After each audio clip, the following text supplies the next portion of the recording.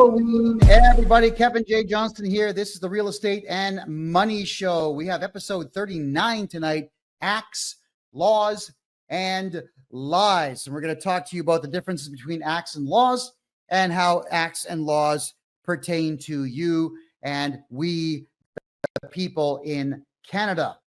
We'll talk a little bit about American stuff tonight as well for all of our American fans who'd like to join us here on Thursday nights. I want to say thank you to everyone for being here tonight. It's lovely to see you all again. Why are you watching this show? You should be giving out candy, should you not? Or maybe staying at home eating the candy that you didn't give away. By the way, could everyone let me know in the chat room tonight how many kids are coming by?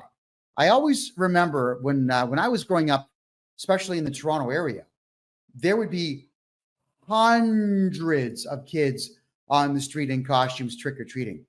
And the last time I was in the province of Ontario, that's about 4 years ago now, I don't think that there was anything more than about 20 kids that were out for the entire night. It was actually pretty depressing.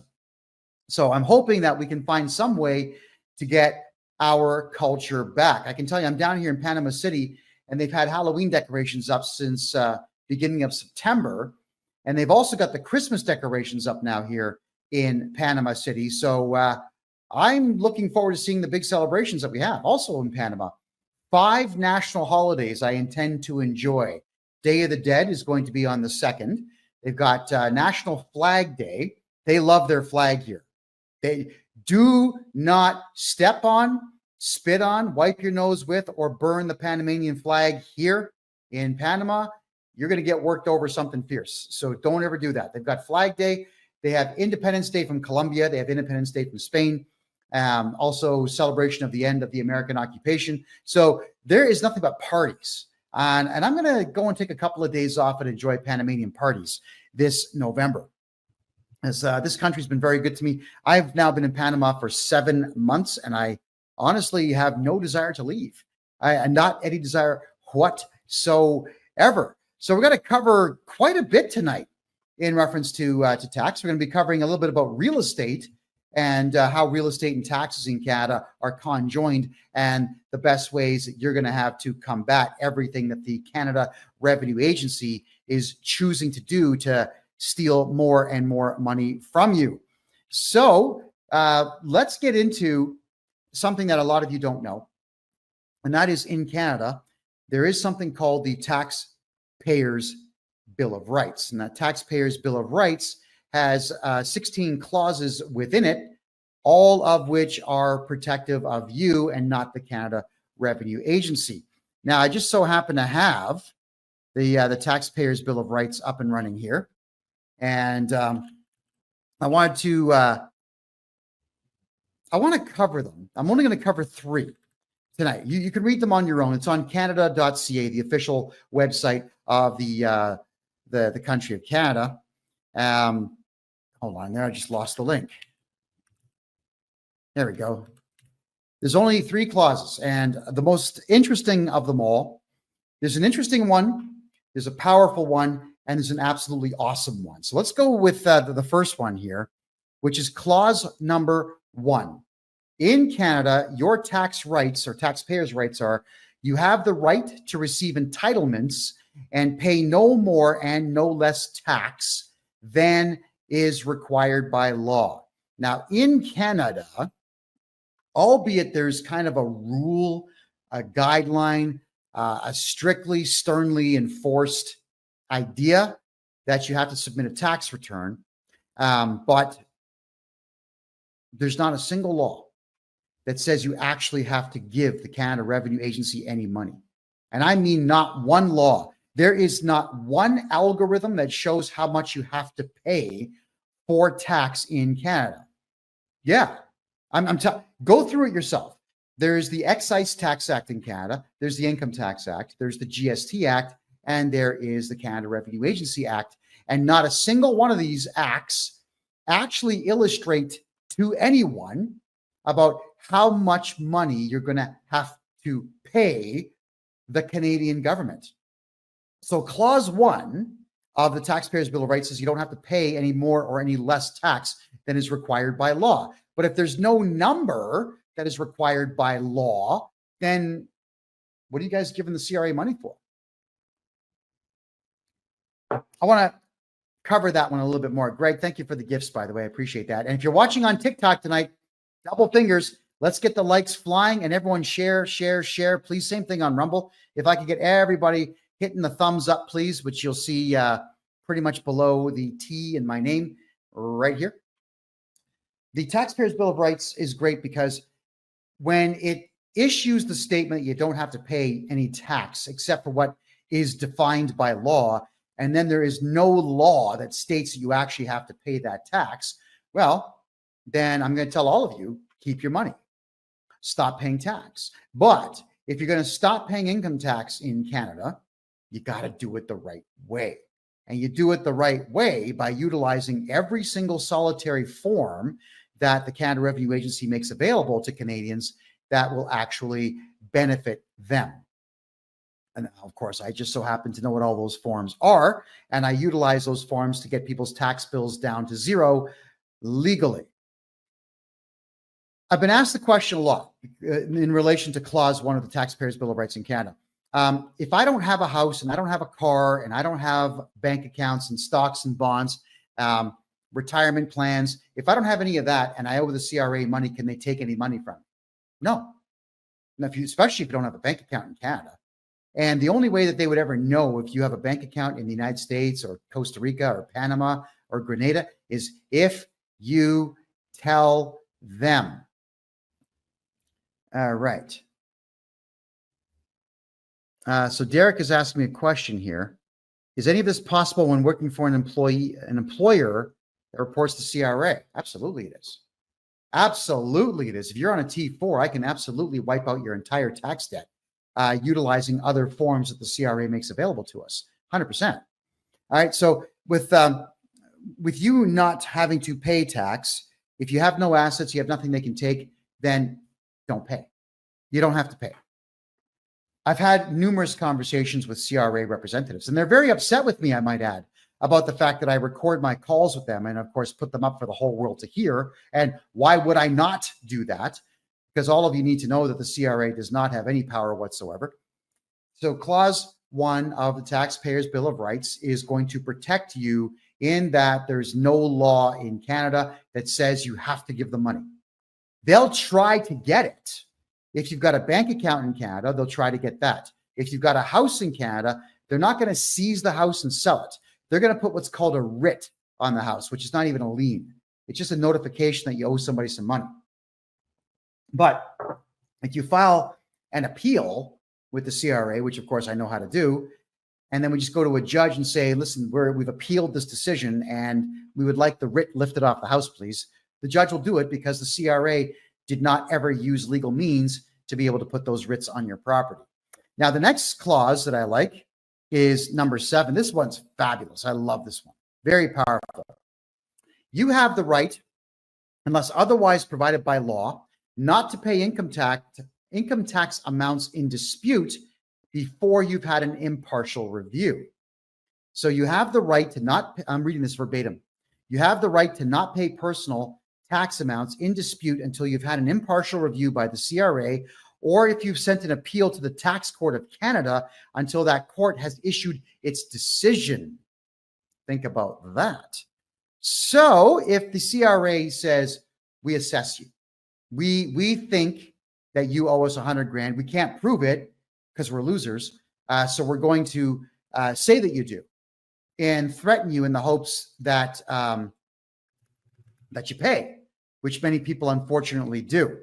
So you appeal it and take it to court, which will buy you between a year and even 3 years to get to tax court to argue in tax court about the validity of the claim that the CRA is making that you owe money. And the worst thing that happens if you lose is that the CRA issues another assessment, which we then appeal. So the appeals go forever. Now, in that time, we can move your house out of your name into a numbered corporation, into a family trust. We can take all your money and move it into a corporate account somewhere else in the country, somewhere else in the world. We can, if the CRA knows about other properties that you might have, We can get those moved into other numbered corporations. We can move everything away so the CRA cannot get to it. And that's the advantage to objecting to anything at all that the CRA says. If the Canada Revenue Agency says you owe money, we object and we get you an appeal date. And that is what Clause 7 says. The tax bill is null and void until that impartial hearing can be had. All right, Deborah says, if your client has to go to court, do you go to court for them? Well, not for them, with them. Yes, you can put me down as your representative. Depending the judge, some judges really hate my guts because I see through the farce that is the court system. And some judges are impartial and they'll just let the whole thing go through. So if we lose, we just appeal that judge's decision and then we appeal whatever comes after that decision. Tax court in Canada is not a court, it's a tribunal, and the judge cannot issue monetary penalties against you. That's even on the website for it. Here's the other one too. I like this one very much. Taxpayers' Bill of Rights, Clause 15. This one is radical to the max, dude. Love this one. You have the right to be represented by a person of your choice. You can choose a person to represent you and get advice about your tax and benefit affairs. Once you authorize us to deal with this person, we can discuss your situation with your representative. Right, that's me. Even if the CRA says that I'm not allowed to represent people, and they've already pulled this crap with me. They sent me a letter saying I can't represent people, but they don't have the authority to tell me that, so too bad for them. Clause 15 of the Taxpayers' Bill of Rights in Canada states you can have me represent you in tax court or against the CRA or against any other body to do with taxes. There's also a ton of case law that says that I would be able to represent you in regular court, but regular court, it's too time consuming. I just don't have the time to do criminal cases or over the top large civil cases. They take forever. I wish I had the time of the day, but I truly don't. So I'm not going to be able to take on any cases like that. But if it's tax court, we absolutely can take it on. And I'm looking forward to taking it on. All right. So Taxpayers' Bill of Rights, I suggest strongly you read that. It is on the Canadian official government website. Please read it and enjoy it. Don't forget to share this video on TikTok and share everything out, if you could, please, on X and on Rumble. There's other social media platforms that we're on tonight, but they don't seem to be all that great, like Facebook, for example. Facebook is just junk these days. Here's a really good one. Is there any way to avoid paying true dope capital gains taxes on an American property? Well, the easy answer, my friend, is yes. You hire me. I'm going to answer that question with a question, which I don't like doing, but I'm going to. Why the hell, as a Canadian citizen, would you tell the Canadian government that you have a house in the United States? I'll wait. Of course you won't. Right? And if you have an accountant that says to you, well, you need to report it because I don't want to lose my license, then fire the guy. You got to ask two questions when you're hiring an accountant in Canada. One, do you believe that the CRA can pull your license? Two, if the CRA audits me, are you going to cooperate with the audit? If the answer is yes to both questions, that's a coward. They will screw you sideways. You got to get rid of them. It's a sad story. It really is a sad story, but I'm going to cover it anyway. A gentleman came to me. This guy makes a lot of money, owns a house in Arizona. His accountant in Canada, keep in mind, this gentleman does not make a penny in Canada. It's all in the United States. He actually has to travel to the USA 9 months a year and work within the borders of the United States. He only lives in Canada 3 months a year. The accountant asks him, do you have any property in the United States? Yes, a small 2-bedroom house in Arizona. The accountant asks him 10 times, are you sure? Are you sure you only have one property? Yes. And the accountant decided to, because he's a coward and he's only saving his own ass, is mark down that the client was actually earning revenue on that property, even though it wasn't a rental. He was living in it. The guy was living in it for 9 months of the year, and he was not renting it out for the other 3 because he didn't want to.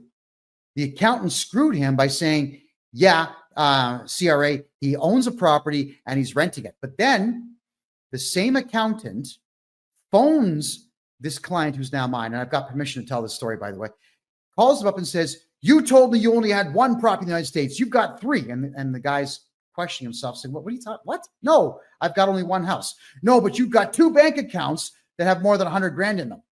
So I have to count those as property, and I'm going to put all that down for the CRA to know about. I don't want to lose my license.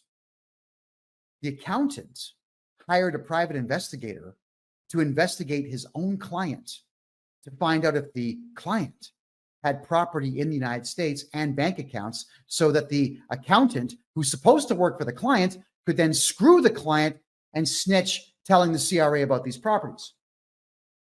Think about that. I'm the exact opposite, everyone. If you've got a property in the United States of America, shut up about it. You can tell me about it because you're going to be in a client-solicitor privilege relationship with me. And I'm going to tell you, no, we're not reporting that. Why would I tell the CRA, the Canada Revenue Agency, that you have a house so that you can pay more tax? Remember that every single number that you put on a tax return in Canada is 100% voluntary. I have just recently put nothing but names and signatures on more than 20 tax returns for clients, at which point I then called the Canada Revenue Agency saying, I have just sent in all of these tax returns. They have no numbers on them, just my authorized signature and my client's name. That's it. And you're not going to get anything until the end of the fiscal year before December 31st. And that's how I buy my clients all the time in the world that we need to file their taxes properly. And I tell them, we are invoking clause 7, so you will not be adding any penalties of any kind. We don't owe anything until the reports are done. So here's the question I've got for you now is, if you voluntarily put stuff on a tax return, and if you were to only put your name and signature on a tax return with no numbers, and they accept it, then do you think that I'm correct? Or do you think that that coward accountant I just talked about is correct in reference to how much authority that the CRA actually has? You can all do this. In fact, all of you could submit tax returns all the time with just your name, social insurance number, and signature. No numbers, not even a 0. You could do that.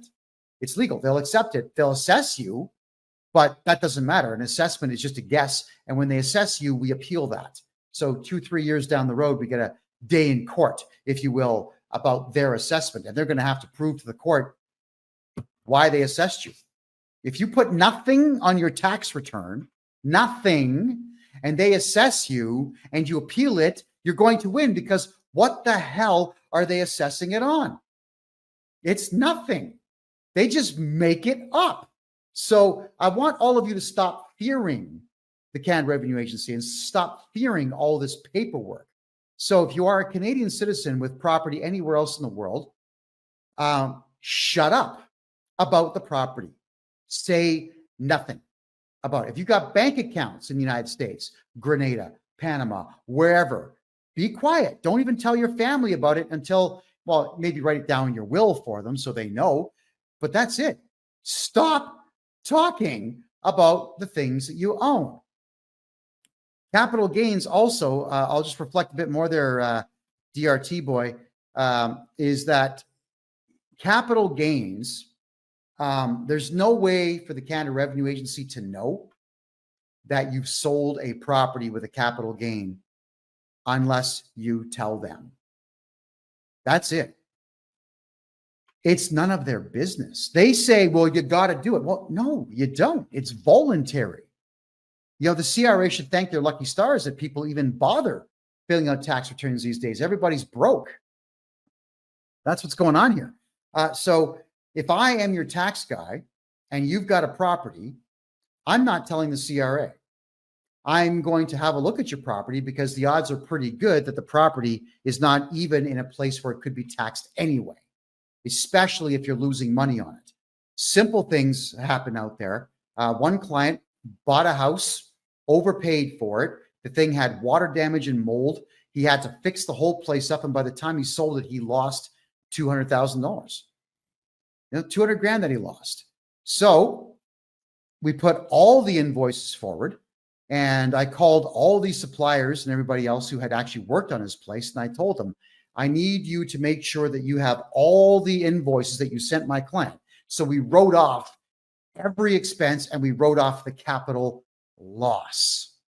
Sometimes you lose in the gold market, in the housing market, in the antiques market. Sometimes you just lose. So that is when we report capital, but only losses. You never report a capital gain. It's pointless. There's no point, and there's no way for them to compel you to report it. They have no power to make you do so. Mverse is asking, why does the CRA get a copy of T4s and T5s? Because your employer is a coward and submits them. That's the only reason. Because your employer is a gutless jellyfish, spineless individual who thinks that they have to submit the T4, who thinks they actually have to put you on a T4 in the first place, and they don't. You got to remember, if you're an employer in Canada, if let's say Johnny, you're paying Johnny 100 grand a year. Let's actually work out what that tax rate would be. I'll do that right now. So $100,000 per year salary in the province of Ontario. The federal tax is $14,045. The provincial tax is going to be $7,000, and the Canada Pension Plan premium is going to be $5,200. So the tax rate is about 31.48%. Now, the federal tax and the provincial tax that the employer withdraws or holds back from you, he has to give that to the Canada Revenue. Well, he thinks he does. He chooses to give that to the Canada Revenue Agency. But then he also has to match that number from his own account. So in reality, he's not just given the CRA $14,000 federal tax, he's given the CRA $28,000 because he's got to double it. So if you're an employer, why would you do that? Why would you put anybody on a T4 salary? Put everybody on contract, everyone, make them register a numbered corporation, get a GST or an HST and a PST number so that they invoice you every week for what you owe them. They put their HST and GST on it, and that is an expense. So it's the perfect expense. And you can see there, the employer is now saving, what's he saving? 30 grand a year. You can do a lot with $30,000 if you don't have to give that up. So each and every one of you need to start registering your numbered corporations, which of course I can do for you, and invoicing your clients. Get the friggin' hell off of T4s. They're of no benefit. Larry asks a good question here. Can you apply for pension if you have not done your taxes? Just bring your taxes up to date there, Larry, and you can apply for pension. But you got to understand, in Canada. Now, I'll give you the example of my dear old mom. She's been dead now for a while, but dear old mom always thought that I was crazy not paying tax. She kept asking me, why are you not paying tax? You're not going to get a pension. I kept telling her, Ma, love you, but you're wrong. You are giving up between 20 and 30% of your salary every year. And I guarantee you that your pension is going to be less than $1,000 when you finally retire per month. So me, I get to keep the 100 grand a year that I make. I get to keep all of it, every penny of it. And you don't. And if I invest my money properly in gold, silver, property, in the last 5 to 10 years, crypto, if I'm investing it properly, I don't need a pension. I don't need a pension. Why would I want one? And of course, dear old mom, when she finally did go on Canada Pension Plan, ended up getting less than $950 a month. So, I mean, I had to. I said, hey, Ma, how much do you get every month on your pension? Ma, hey, Ma. And, you know, she got a bit upset with me and gave me, like, not a real slap in the face, but enough to know that I've been told. And dear old mom can slap me all she wants because, you know, it's my mom. right? But I was right. And she eventually admitted that I was right. But it's sad that she went paying taxes the entire time that I was alive while she was alive. So I watched her pay taxes for how long? I guess 46 years of my life, constantly paying taxes because she wanted the pension. And it's that I hate that word, pension. Pension. I want my pension. It's a nervous tick. All of you think the Canada Pension Plan is somehow going to benefit you. It's not. So I would say, let's get your tax bill to zero. Forget taxes altogether. Keep every penny you make. Buy crypto. Yeah. There's a good chance that XRP, for example, is going to be the digital currency of choice for Russia. Bitcoin is the currency of choice for El Salvador and Costa Rica. Countries around the world are adopting this stuff. So what is it that you're all waiting for? And why are you wanting to part with your money to the CRA when you could be investing it? So Larry, if you want Canada Pension Plan, just let me get your taxes up to date. It'll be minuscule what you get. But Larry, if I go back and redo your taxes for 10 years, then the odds are pretty good I can probably get you about half of all the money you've ever paid for 10 years back. Very, very high, in fact, because I know what I'm doing. Okay. Wilson, you're asking me about the United States.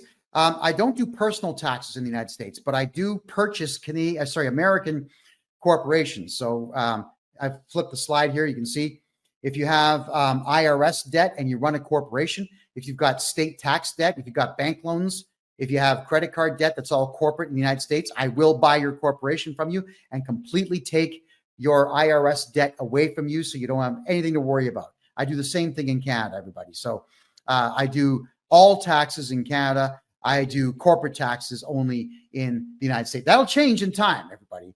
But right now, it's only corporate in the United States. All right. Just checking your questions here.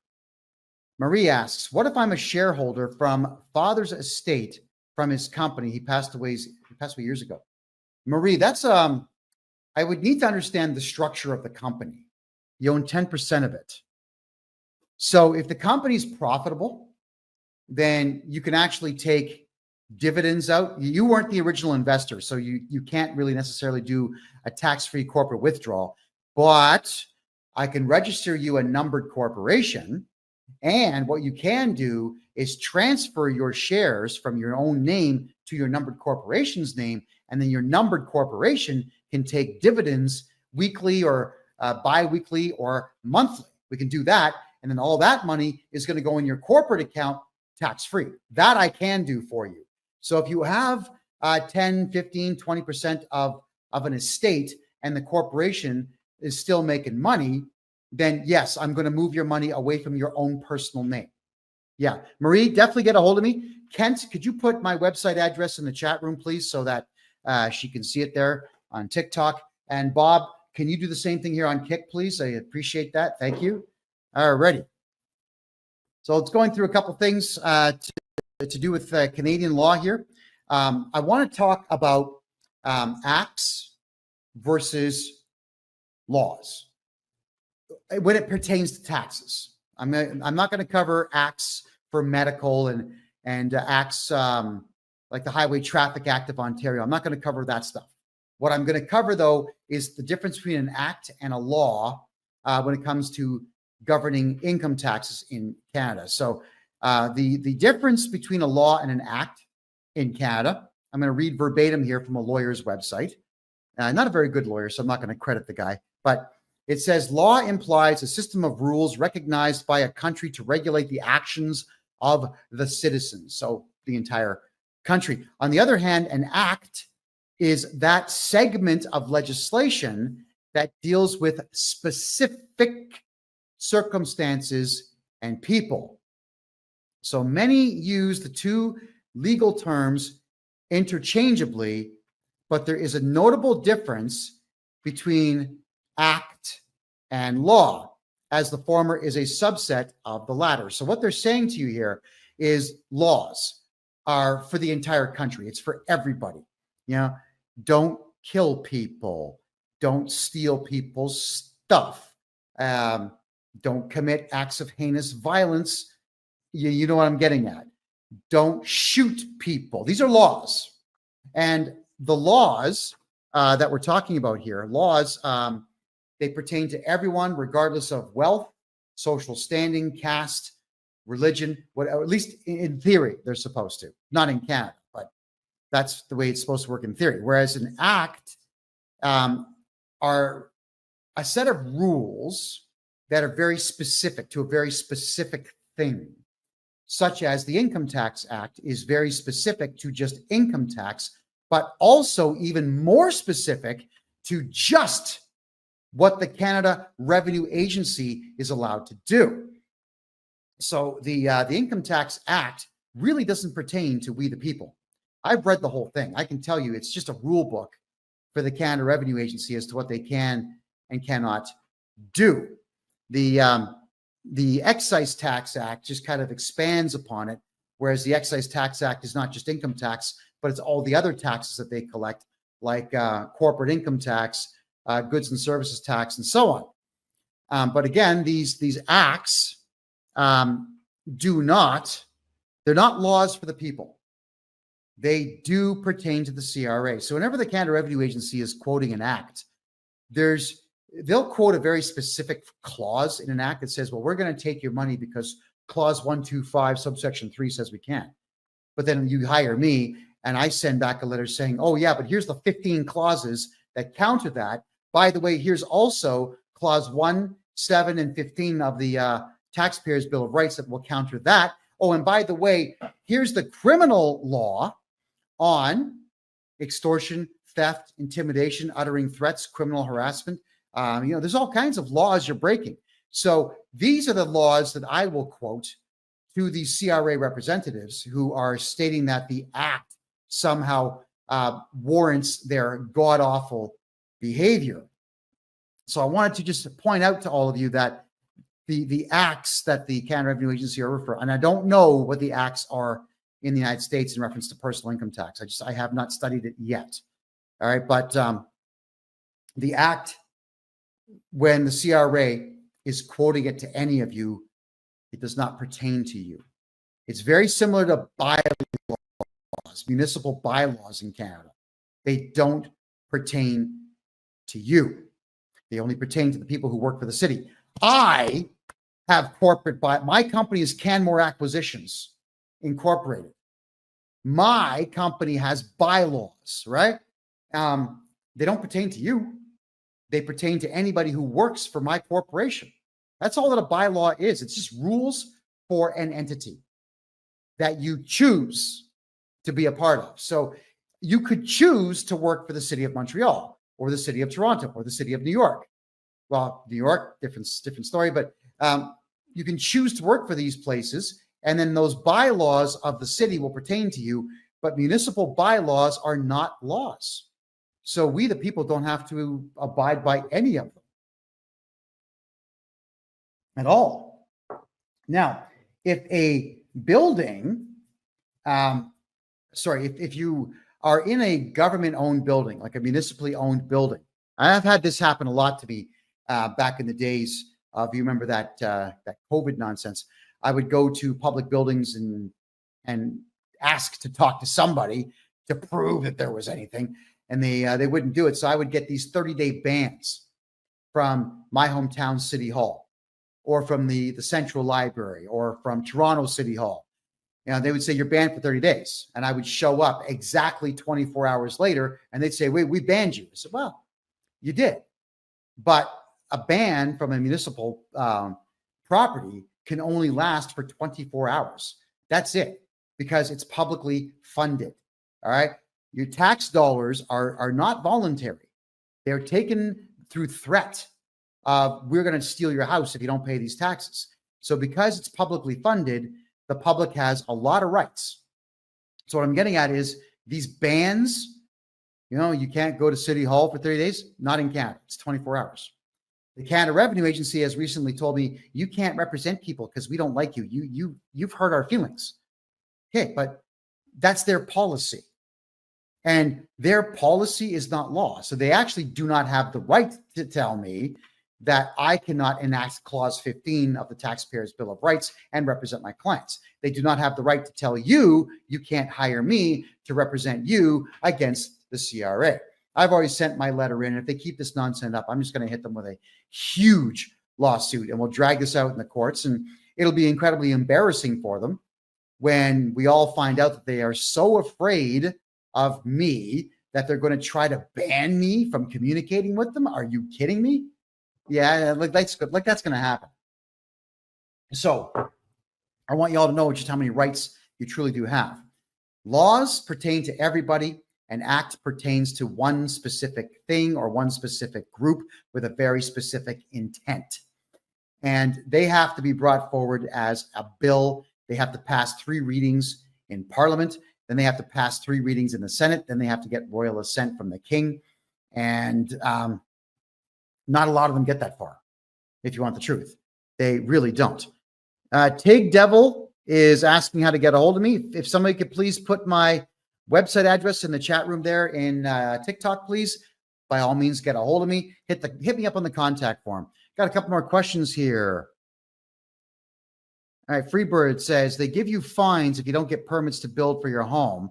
You have to follow their bylaws. Okay, again, when you are applying for a permit to get something done in a municipality in Canada, the best thing in the world to do, like the fastest way to get a permit like that done, because yeah, they will use the courts and they have unfortunately limited resources to fight you on that.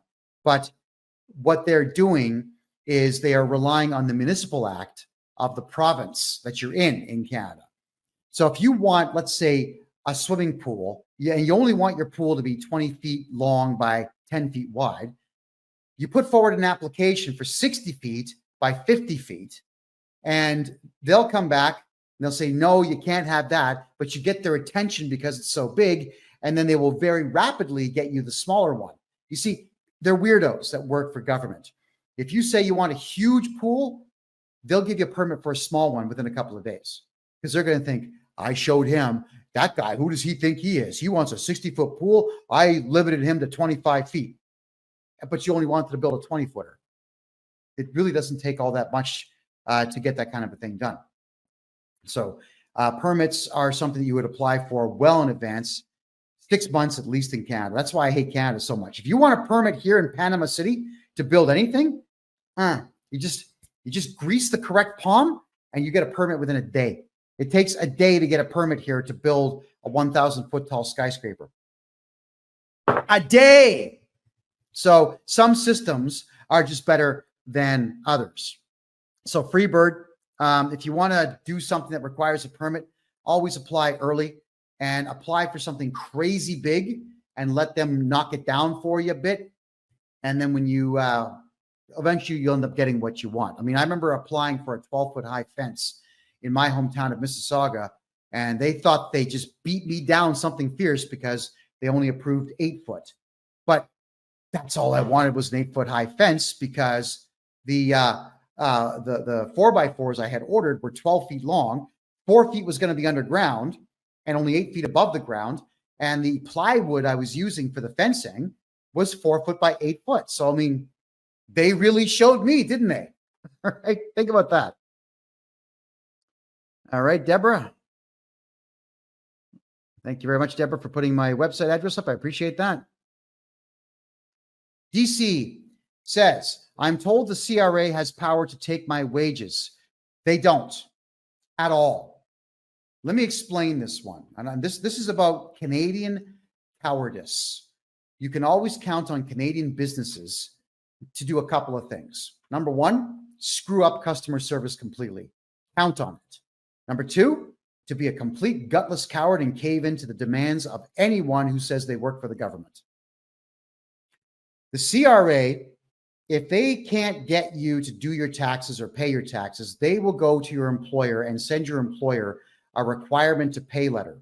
And your employer's on the letter, it'll say that if you don't pay us before paying your staff member, we may audit you.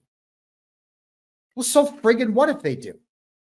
So your employer is a coward and says, I don't want the trouble. Oh my God. So I'm going to steal money from my staff and give it to the CRA because they sent me an unlawful letter. That requirement to pay is not lawful. It's not a court order. It's not a legal command. So your employer could send a letter back saying, go straight to hell and go get a court order from a judge sitting in court wearing a gown. Your employer could say that. So if your employer is to do this to you, sue the employer and charge your employer criminally with theft. I'm serious. Just go right ahead and do it. Also contact me and I'll redo your taxes properly so that the garnishment order will go away. But your employer is a coward. So it's the employer that chooses to give that money to the CRA. If the CRA was to audit your employer just has to contact me and I'll get rid of the auditor. You don't have to cooperate with audits in Canada. They're a joke. Auditors have no power. They're just losers, all of them. So I get rid of auditors. That's what I do. If you're going to run a business in Canada, you should know this stuff. Yeah, and the biggest asset that you have as an employer are your staff. What are you thinking? Stealing money from your staff. What are you thinking? Especially if he's a highly skilled individual with a skill that's not easy to replace. You're going to give money away because you get a letter in the mail, not something served by a court officer or a police officer, not something with a judge's stamp on it, just a letter. But that's what the employers do. They're gutless. So sue your employer, charge your employer. Theft. There you go. Jackie's asking me if I know anything about Ireland. Well, I've got family in Ireland, but I've never been. I'd like to go. I might go next year, but I can tell you that Ireland's collapsing. That we know. I know that Irishmen need to stand up and become men again and clean up the mess that their government's made for them. But that's another topic for another day. All right. But I mean, for Irish taxes, no, I haven't studied Irish tax law at all. All right. Freebird says 20 years ago, we used to have fast track, but life is very different today. Well, life is different today because the average person kowtows and just caves in at the slightest indication of pressure. Now, I don't know what it is, man. When I was a kid, I just could not accept the fact that authority is a real thing. You know, what is it about a costume that has this word bylaw or peace officer or police? When you put that on, somehow you now are on duty, and now the universe understands that you have some kind of authority just because that stupid crap is on your body. I've always rejected that fundamentally. And I reject the fact that any human being has got power over me unless I willingly give it to them. And the only way to get power over me is to hire me. Now, because if the paycheck is really good, I'm going to do a lot for that paycheck. And if you want me to do something without paying me, you better point a loaded weapon at me and be prepared to kill. All right, that's just how it is. You'll get what you want so long as you have the weapon. God help you when you don't. So I'd like all of you to start thinking the exact same way. Kevin, if you ever want some cool custom TIG weld art, let me know. Yeah, TIG Devil, right behind me. This wall's kind of blank. I would love to get some cool stuff up there. So let me know. Let me know where you are. Contact me on my website, please. I'd love to talk with you for sure. And Chili Betty says she voted for Trump today. That's fantastic. If I have a small business in Canada, do I have to pay my tax? If it's a sole proprietorship, don't ever register those, by the way, please. Those are the dumbest things in the world to do. They are attached directly to your social insurance number. Yes, you can have a lot of write-offs, but in case you do get into financial difficulty with your business, you can't sell it because it's you. But if you have yourself a corporation, TIG Devil, get a hold of me. I do private seminars on how to never pay tax again. So you want to get a hold of me on that one for sure. All right. Jackie says, thank you. The nanas of Ireland are the ones standing up and being counted. Yeah, I know. Men aren't men anymore. Another topic for another day. Alrighty. I've been asked some pretty serious questions here. I was just going to go through a few of them. Mitch says, you're ignorant when it comes to crypto. I will have to start doing crypto shows, but not yet. I'll get some pros on to talk about crypto for you. JJ says, I guess I'll be incorporating. Yeah, JJ, get a hold of me. I'll take care of the incorporation. It takes 3 days. We'll get you that, get you the GST number, and I'll give you all the instructions that you need to protect every penny that you make, every single penny. Gina's asking, Kevin, would Royal Bank of Canada branch in Georgia, United States, report a mortgage to a Canadian? A mortgage a Canadian has to the CRA. It's a possibility, Gina, but what you've got to do is you got to go into the bank and talk to the branch manager and ask them if the RBC branch is franchised or corporately owned out of Canada or corporately owned out of the United States. Find that out, get a hold of me, and then we'll get you the answer that you're looking for. All right. What do you know, Kevin, about the vacant home tax? Well, let's read the article here. The vacant home tax declaration period for the 2024 tax year will open November 1st, tomorrow. The deadline to dispute your bill for the 2022 and 2023 taxation year is December 31st of this year. The vacant home tax program requires, all right? That word means we want you to volunteer. That's all that it means. The vacant home tax program requires homeowners in Toronto to let the city know if their property is occupied or vacant every year by making a declaration. The goal of the program is to increase the supply of housing by, threatening homeowners to make their vacant residential property available for rent or sale. So if you tell them, I own 2 houses, and I don't live in one, and nobody lives in one, I'm using it to store my collector antique guitars, they're going to say, nope, you got to rent it out. So why would you tell them that? It's just the city of Toronto. You don't tell city staff what you have. Are you kidding me? Owners who choose to keep their properties vacant are subject to a tax, with the revenue being allocated to the affordable housing initiatives. That's if you blab. But here's the other thing. That's also if you decide to put multiple homes in your own personal name, which is really stupid, by the way. Why would you do that? Nothing should be in your name. So if you want to avoid vacant home taxes anywhere in Canada and capital gains taxes anywhere in Canada, get a hold of me. I'm going to register a numbered corporation for you, and we're going to put that numbered corporation on the title of your home to completely protect it. And then that way, when they start asking you for taxes or declarations, just ignore them. That's what we do. We ignore them at that point.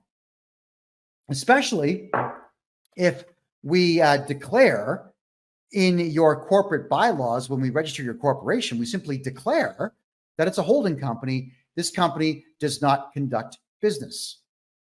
Beautiful. How do you transfer title if you have a mortgage? Sneakily, you go to the properties branch on your own. Don't involve a lawyer. This is you. You're the owner of your house. You add the numbered corporation to title and just sit on it for a while, making sure that your mortgage has at least 5 years left on it. And then you sneakily and quietly remove you and don't say a word to the banks. What's the point? If they've already given you the mortgage, the lien's against the property, not you. So go ahead and make the switch, but keep your mouth shut. Don't tell people anything at all. And there's a lot of folks out there that will tell you all kinds of crazy stuff that you have to do. Yeah, everyone talks out of their asses because everybody wants to sound important. Here's one that really gets on my nerves. Is if you don't live in Canada anymore, you have to call the CRA and tell them. No, you don't. You just put down your income at $5,000 and that's the end of it. Send it in.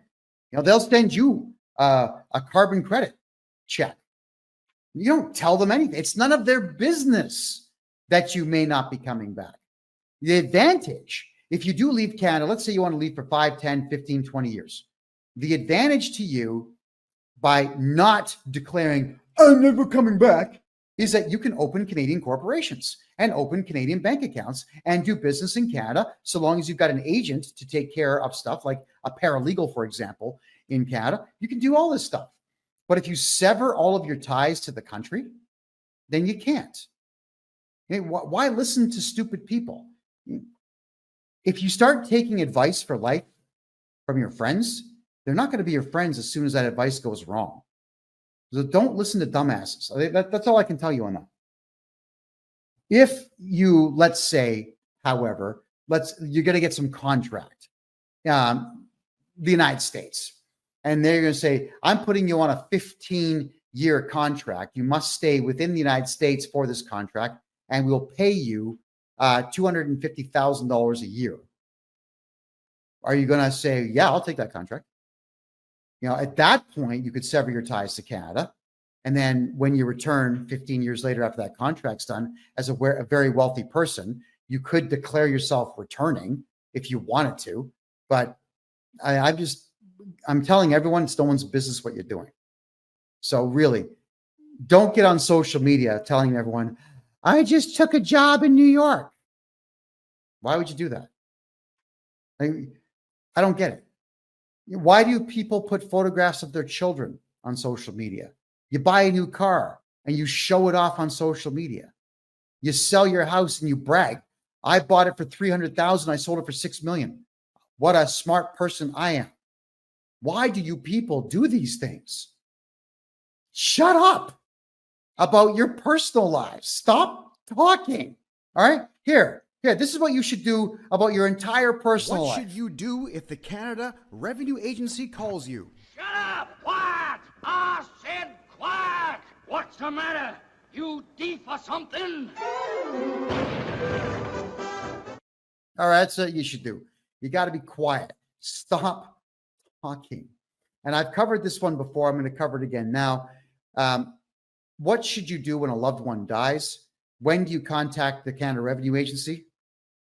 3 years after they're dead. Actually, not even when they're dead. 3 years after you've drained everything out.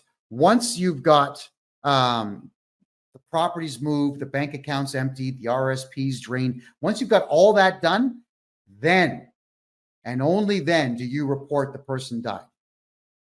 But the tax returns, you don't put numbers on them. The CRA is going to say, well, what did they earn? Well, nothing, you idiot. He's been dead for 3 years. So you put the name and social insurance number on it, sign it, put the word deceased right across it. Death certificate number, mail it in. Never tell the CRA that a loved one has died.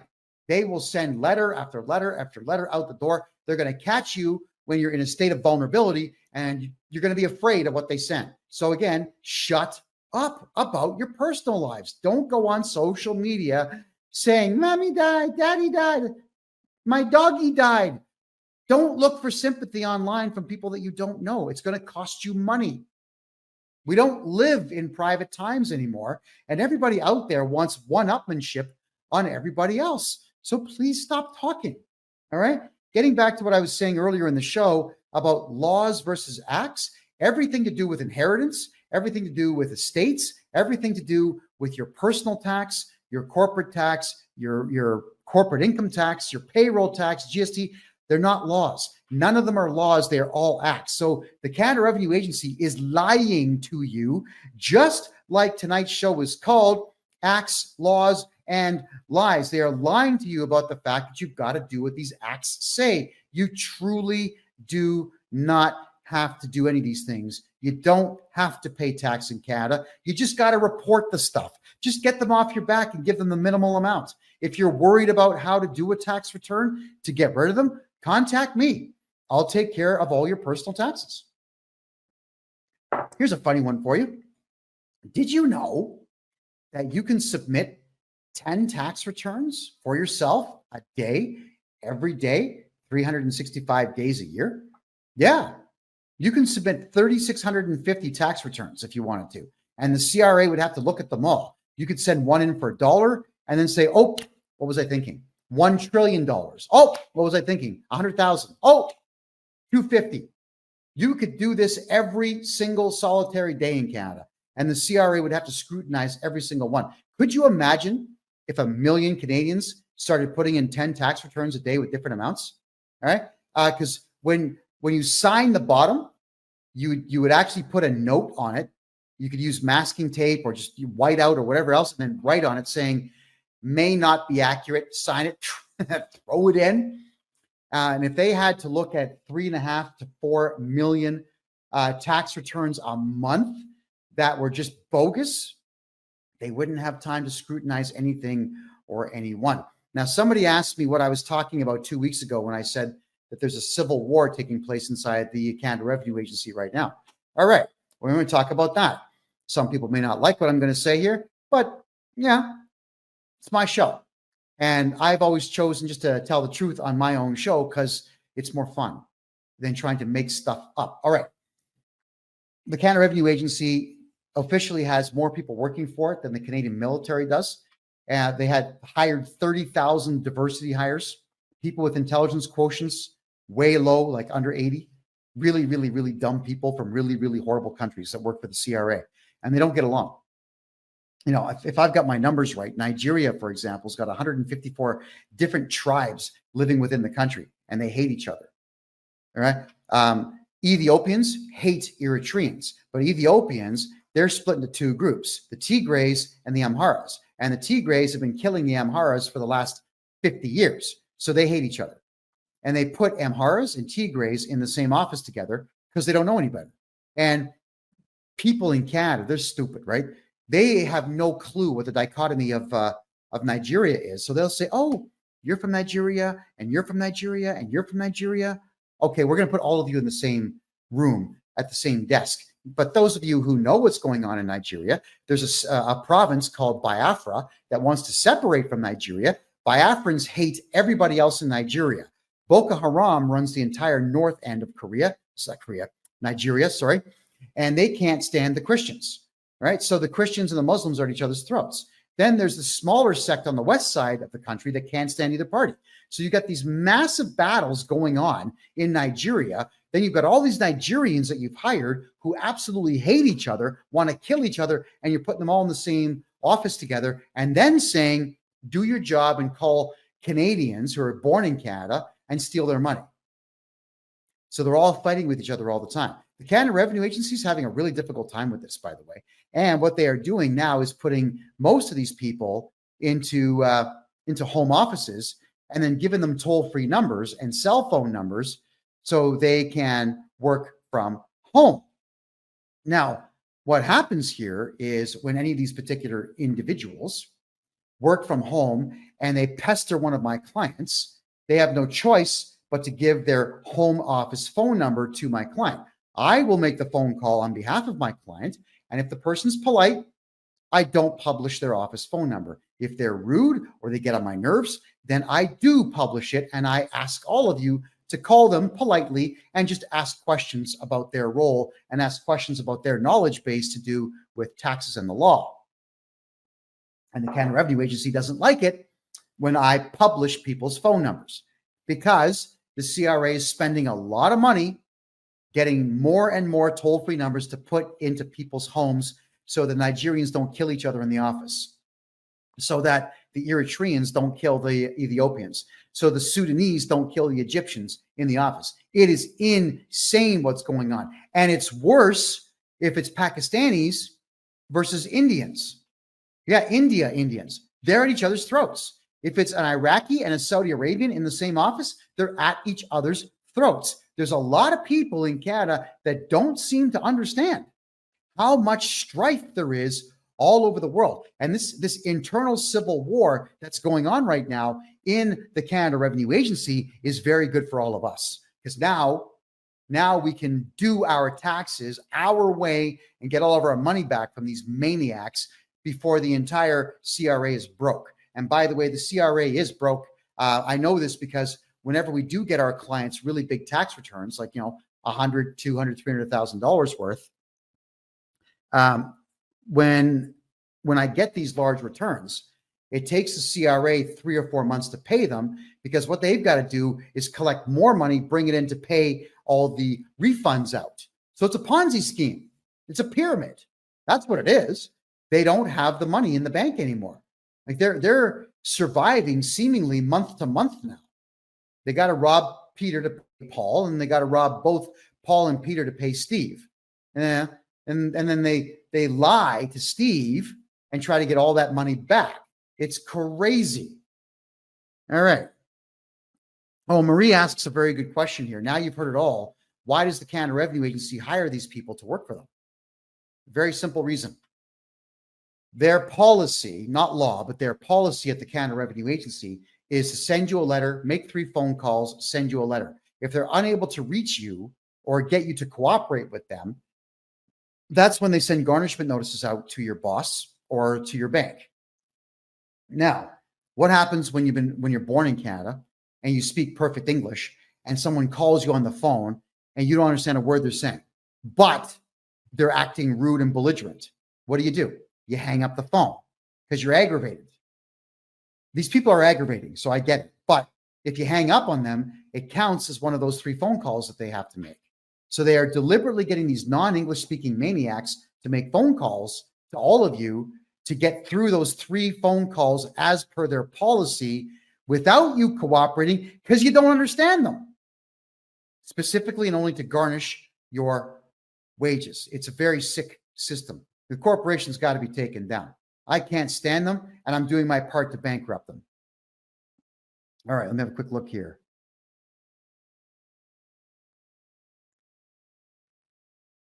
All right, just looking at your questions here in the Rumble room.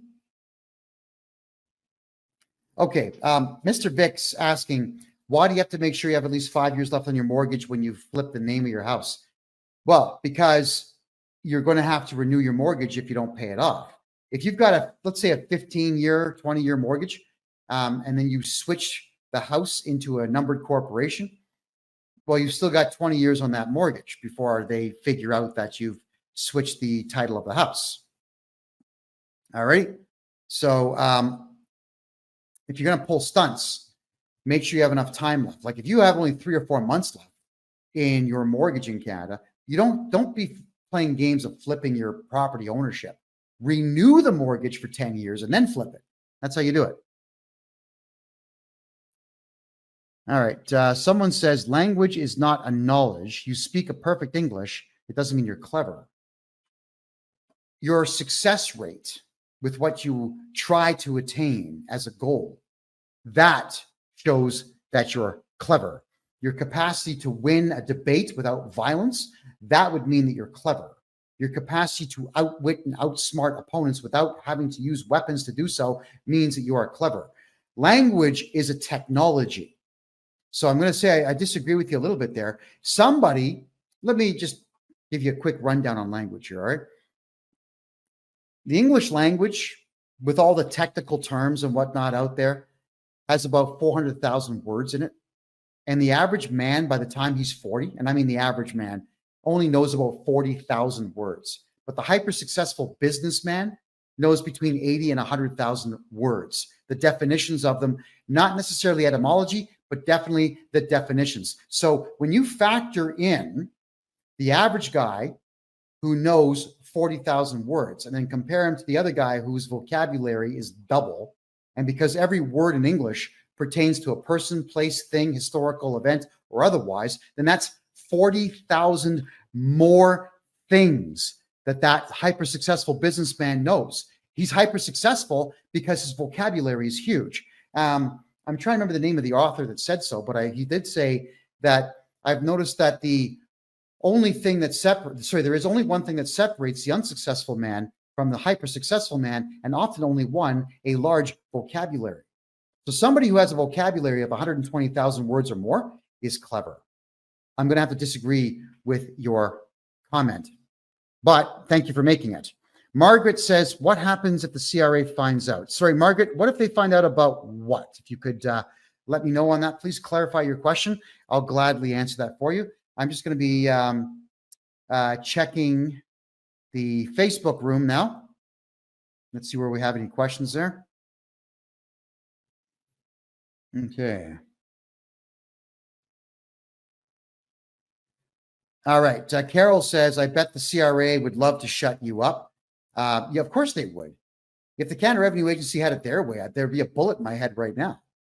They know that I'm going to cost them billions of dollars, but they also know that I'm going to do that because they don't have any laws to back them up. What they would need to do is have a whole bunch of laws written to stop me from representing clients and stop me from investigating them. But it's public information. How are they going to stop that? No, it's not going to happen. They're not going to stop me. If the CRA was smart, if the Canada Revenue Agency said, this Johnston guy, this guy here, he's got a big mouth. He's never going to shut up. And they would be right to say that, by the way, on both counts. Why don't we just give this guy $25 million US and make him sign an NDA and shut him up? I could probably be persuaded to shut up for $25 million. Then I would switch careers. I don't know, maybe do something nutty like, I know what I would do. I'd buy one of those planes that does zero-G dives. That would be a good time. Parabolic. Was it a parabolic or hyperbolic arch? No, parabolic. Parabolic arch flying where you're weightless for up to a minute and a half. Yeah, probably do something like that. I don't know, tourism. I'd switch careers at that point. So let's see if the Canada Revenue Agency is smart. You guys are going to try to get rid of me with the courts. It's not going to work. You'll threaten me. It's not going to work. You got nothing to threaten me with. So why don't you make me an offer I can't refuse? It's incredible. The Canadian government, they've tried everything to get me to shut up. Everything except bribery. Isn't that funny? They never tried the one thing that every other government in the world will do. The Canadian government hasn't tried that. Losers. Not very smart. All righty. I'm just going to go back now to some of your questions here. Would I sell out, Kevin? I would say when I got a bit older, if I started having health problems, let's hope I don't, but let's say I was 70 years old and I had crippling arthritis and I couldn't move my hands or my wrists and I had cataracts and whatnot, I'd sell out at that point so I could get some surgery to get myself all patched up and alleviate myself of all of the stress. But, by the time I'm 70, that's like almost 20 years, 17 years where I can teach other Canadians to take up this mantle. So I could do a lot of damage by the time I would be at sellout age. At 70, though, I think we should all sell out at 70, don't you? Hey, life is really short. And at 70 years of age, I would have to pay attention greatly to the fact that there would only be about 15 years to go. And right now, I think the only person that's doing their 70s properly is Sylvester Stallone. I don't know if you guys seen that show he does, Tulsa King. The guy looks fantastic. He looks like he's enjoying life more in his 70s than he's ever done before. So I guess I'm just going to say that if I stay healthy and never get any major ailments or whatnot, and I'm enjoying myself still, no, I'm not going to sell out. So long as I'm enjoying what I'm doing, no. Egregious health issues? Yes. All right, moving on. All righty. So someone was asking me about tax reform in Canada. And they were asking me if I could break down upcoming tax law changes and how it's going to affect everything. All right. Well, capital gains is the big one, where Trudeau wants to increase the amount of capital gain that we are all paying on our homes and our corporate properties and gold and silver and whatever else. But as we've said before, if you come to me to get your taxes done, there isn't going to be any capital gain, because it's not my job to scrutinize your life and say, hey, dude, come on. Right? If you got a second house, you got to tell me so that I can tell the CRA you got a second house and screw you. That ain't my job. My job is to get your taxes done to the greatest benefit of you, not the CRA. I'm not here to raise funds for the CRA. I'm here to save you money. I'm here to protect you from the CRA, because they are animals and criminals, maniacs. I can't stand them. So I'm not going to be screwing you over. I'm not going to hire private investigators to investigate my clients to see what you have. I don't have a license for them to pull, by the way. And that's the other part that drives everybody in the government crazy, is I don't have a license for you to pull from me. So too bad. And clause 15 of the Taxpayers' Bill of Rights says that anyone can represent you. Here I am. All right, there we go. Rocket says, so I have a normal paid by the hour job. Could you stop them from taking taxes off my check? Yes, Rocket. There's ways. It's not just going to be where I sign a magical piece of paper and it disappears. It's an effort. There are steps that I have to take, but get a hold of me and we certainly can talk about that. The Chosen One says, I wish you were in the UK. I don't know, man. I'm seeing what's going on in the United Kingdom. I don't think anyone should be there if you want the truth. Every billionaire who lived in the United Kingdom has now left because the UK is that screwed. It's horrible there. I actually feel terrible for Brits in every way. If you're English, if you're Welsh, Scottish, you're Irish, it's a horrible scene right there.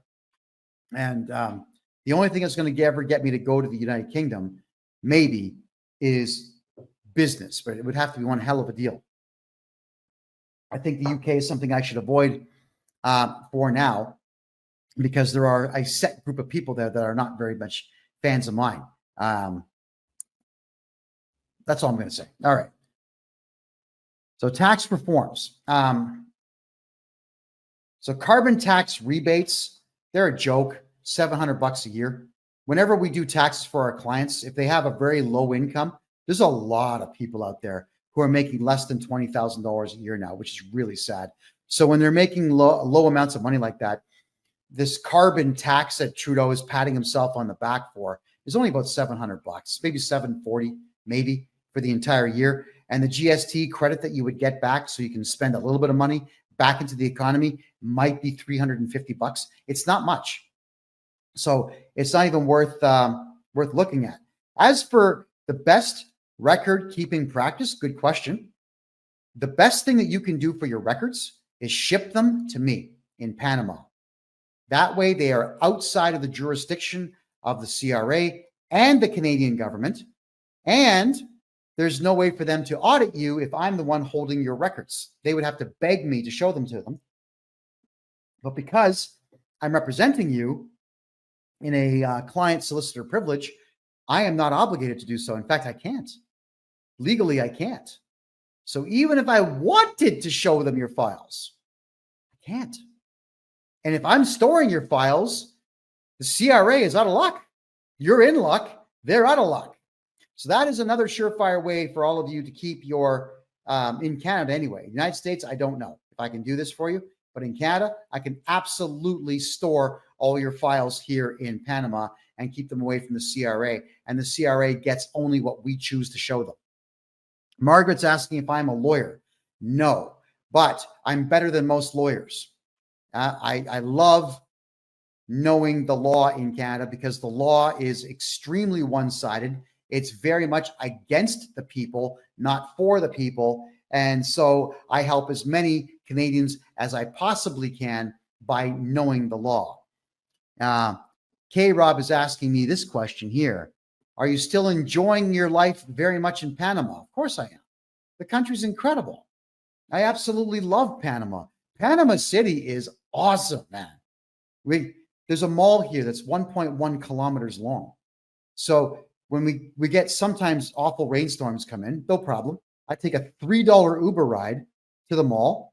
I put on my my foot counter, and I'll do my 20,000 steps inside the mall, and then I will go to the gym inside the mall, and then I will go to a steakhouse and have a $7 steak that's about 12 ounces, along with yuca fries, which taste better than potato. Yeah. Oh, and sometimes what they'll do is they'll fry plantain. Oh man, when you have hot sauce on plantain, oh, it's so good. I know. So I know I'm having the time of my life here, and thank you very much, K-Rob, for asking me about that. Margaret, I mentioned client-solicitor relationship. Yeah, well, I would be your solicitor from the standpoint only that I'm representing you. All right, so I'm not a lawyer, but I can still have that privilege with you. Because if you choose me to represent you, and I do, I can never be called to testify against you. And I simply cannot give up any of your information to any branch of government. I cannot take the stand against you. So it's better to hire me than a lawyer. And I don't charge lawyers rates either. How much should I earn per month to live in Panama? Oh, here?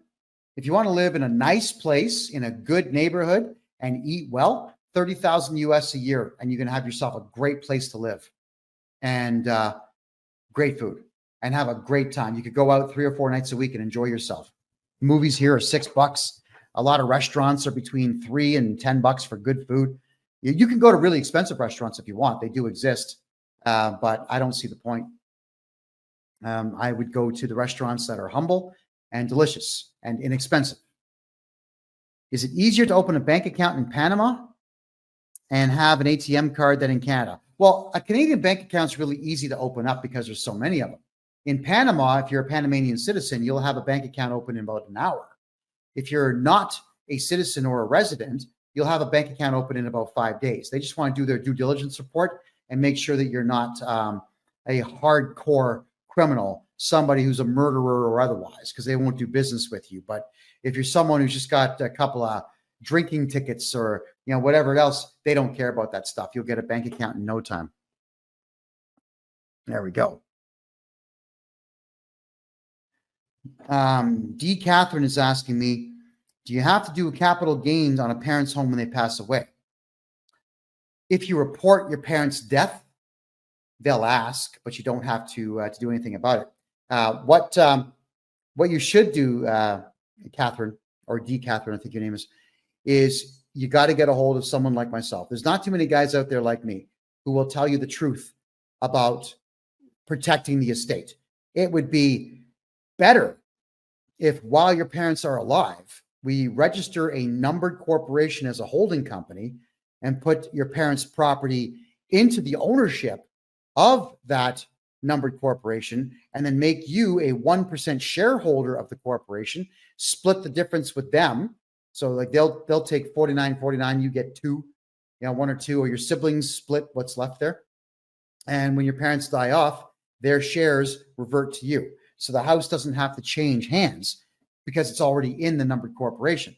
And that is how you deal with that, is contact me and we're going to hide the property.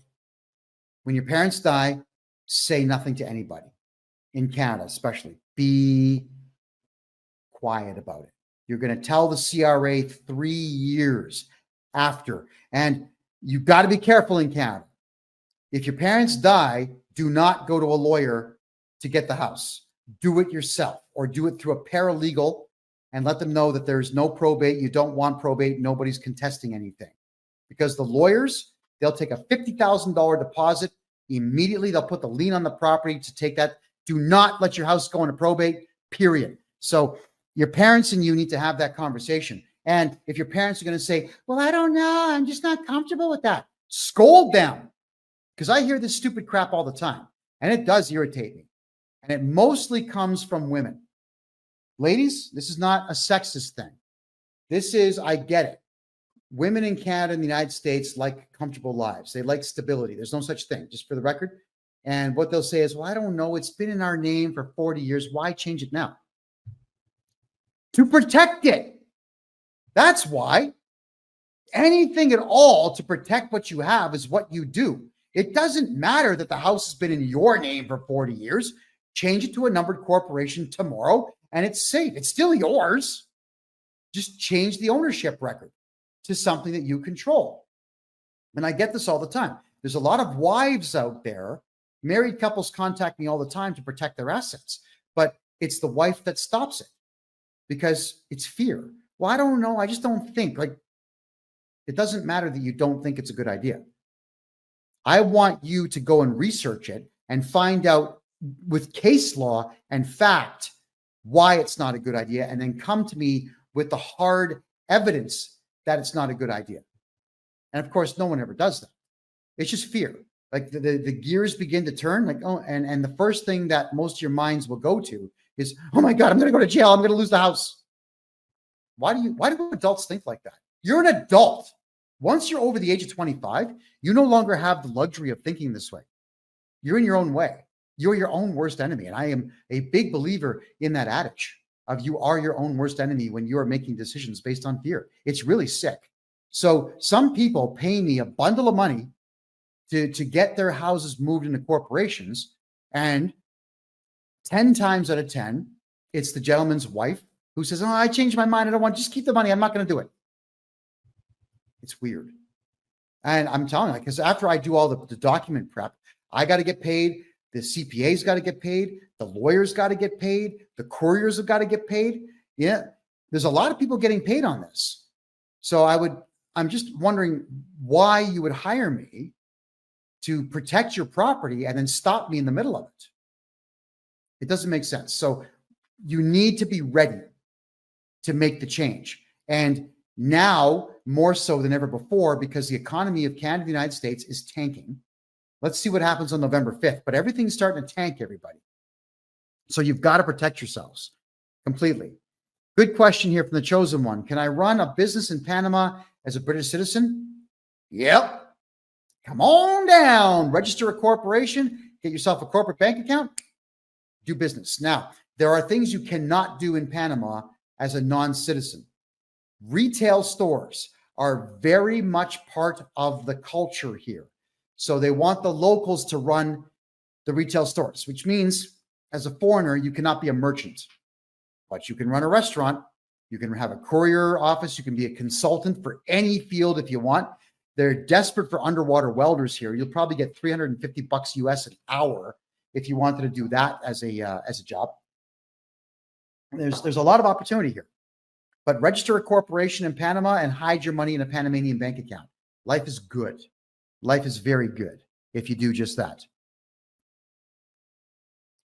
Okay. K Mars is asking me, I missed earlier. Can you please repeat how to get in touch with you? Could everybody please put my official website address down here in the TikTok chat and over here in Kick, please? And well, here it is right there on Rumble. You can't miss it there. So get a hold of me on my website, hit me on the contact form, and let's talk about your taxes. What is your business name? Some ask me what you do and what your type, what I do. Buy and sell corporations that are dying, help Canadians get out of their personal tax, help Americans get out of their corporate tax, help Canadians get out of CERB debt, CEBA loan debt, bank debt, GST debt. I clear all those debts up for absolutely everybody. Canmore Acquisitions is the name of the company, and Canmore Acquisitions is registered in Canada, United States, and Panama. It's in all three countries. Oh, and the Panamanian one owns them all, just for the record. Yeah. Yeah, Marie, security and safety, those things are an illusion. You always have to be forever vigilant. Enjoy the comfort while it's there, because it may not be there tomorrow. So you've always got to prep for it. And as soon as you know that your comfort levels are going to be gone, you have to make a complete and severe adjustment in your life to be able to retain that. So that means you're going to be uncomfortable for a short while before you go back to comfort. Don't be afraid to fix what's wrong in your life. Rocket says, laugh out loud, Kevin. You don't know how many times I want to call you and have my wife listen. She would freak. All right. Well, set a meeting up. I'll tell her everything she needs to know. I'm in. User 96. Doesn't the ownership change triggers a capital gain or welcome tax? How much do you sell it for? No. No, the capital gain tax, yeah, it only shows up if you shoot your mouth off. If you tell the CRA, hi, I want to give you money. I got a capital gain. Here it is. That's how I feel about people that report this stuff. No, they don't know that you sold the property until you report it to them. And let's say one day they start going through property records and they ask you what happened. You would hire me. I would contact the CRA and I would send them a letter saying that we are not willing to discuss anything in my client's private life currently. The questions that you ask are quite frankly rude and vile and none of your business. Discontinue all communication now. The file is closed and they have no choice but to close the file. It's that simple. Why would you tell somebody that you made money on a property? That's your business, nobody else's. Mitch, What does what cost? If you could clarify what you're looking for there, I'll get you an answer. If you don't report a death for 3 years, doesn't the CRA, when it's reported, demand a payment for those 3 years? No, they issue an assessment for those 3 years against the deceased person. And if you want to tie them up for a while, you object to it, and 3 years later, you'll get an appeal date. But good luck. The person has passed away. So they're not going to be showing up for court. You can show up on their behalf and say, here's the death certificate. The person's been dead for 6 years now. So, Your Honor, this is harassment. Throw this out. And they probably will. Okay. Just checking out more of your questions here. What if I inherit my mother's house and I go to sell it? Shh. You get your mom's house, you want to turn around and sell it? By all means, sell it. I wouldn't tell anybody about it at all. Just keep in mind, especially in today's market, you don't really make money selling property. You make money hanging on to it. So I'm wondering, would you not rather hang on to it and rent it out? Would that not be a better use of your time and better use of that house as a resource? I have to leave that decision up to you, but I would say that as long as you keep your mouth closed about what you're doing, there's going to be no capital gains tax. Get a hold of me. I'll make sure there's no capital gains tax. That's just how that works.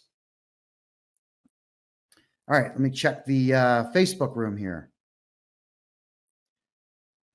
Okay, I'm just going to read. D. Catherine's asking me, what I mean is in the will, it says the property is to be sold and the sales to be divided, but is the house going to be charged capital gains on the sale? Okay, Catherine, good question. Here's the biggest problem with siblings. When mom and dad die, the siblings start arguing. Well, I cut the grass 17 more times than you did, so I get more. And if you can't agree on what to do with the house, what happens? One of the idiot siblings will then put the house into probate. First things first, the lawyer's going to grab $50,000, $60,000 out of the whole thing. And then he'll stretch it out for a year or two to get more money out of it. So by the time you get the house, you've lost half the value. That's the problem. So the siblings, a smart move would just be to put all 3 of your names on the property or get a numbered corporation and all 3 of you become shareholders and rent the place out. Why is everyone in a hurry to sell houses? Man, hang on to them. A house can bring you revenue for the rest of the existence of your family line. Yeah, think about the Rothschilds. They probably own the better part of 1 million homes out there. All of them are making money. You know, being a landlord makes money. So if there is a situation where you've got siblings who are greedy and whatnot, then what we got to do is talk to your parents before they die, and we got to get your parents into a numbered corporation for their property. And then the bylaws of the numbered corporation that owns the house will be dominant over the will because the bylaws have been sworn in. That's it. And the will probably hasn't been. So let's understand that in this lifetime, you should not be fighting with your siblings or anybody else because the lawyers will get all your money if you can't get along. All right, here's a question about tax implications of digital assets and cryptocurrency. It's kind of a long question. With the increasing popularity of Bitcoin and other digital assets, how can Canadians navigate tax implications of trading, mining, and earning crypto? You shut up about it. Quiet. God. If you had Bitcoin and Ethereum and XRP and Kronos and Floki and all the others, why would you tell the Canada Revenue Agency that you've got these sources of income? See, here's the crazy part of it. Let's just say, for example, you buy a Bitcoin. 3 years ago, it was 25,000. Now it's 100,000 Canadian. So what are you going to do? You're going to report a capital gain of $75,000 each year that you have it? What if it drops back down to 25,000 in a bear market? The CRA is not going to pay you back on that capital gain. So you got to shut up. The only thing that'll happen is if you're telling the Canada Revenue Agency that you have crypto, is they're going to tax you every year and you will never be able to report the capital loss because they haven't written the rules in there yet for them to return your money to you. So if you've got a crypto wallet, if you've got a hard wallet, even better, quiet. If you're on any of the major platforms like Binance or crypto.com or Kraken or any of those guys, quiet. You gotta make sure that you're not talking about what you have because they're gonna want it. Now, they have no way to get it. They're not gonna get a court order to make you release it, but they're going to assess your taxes based on that.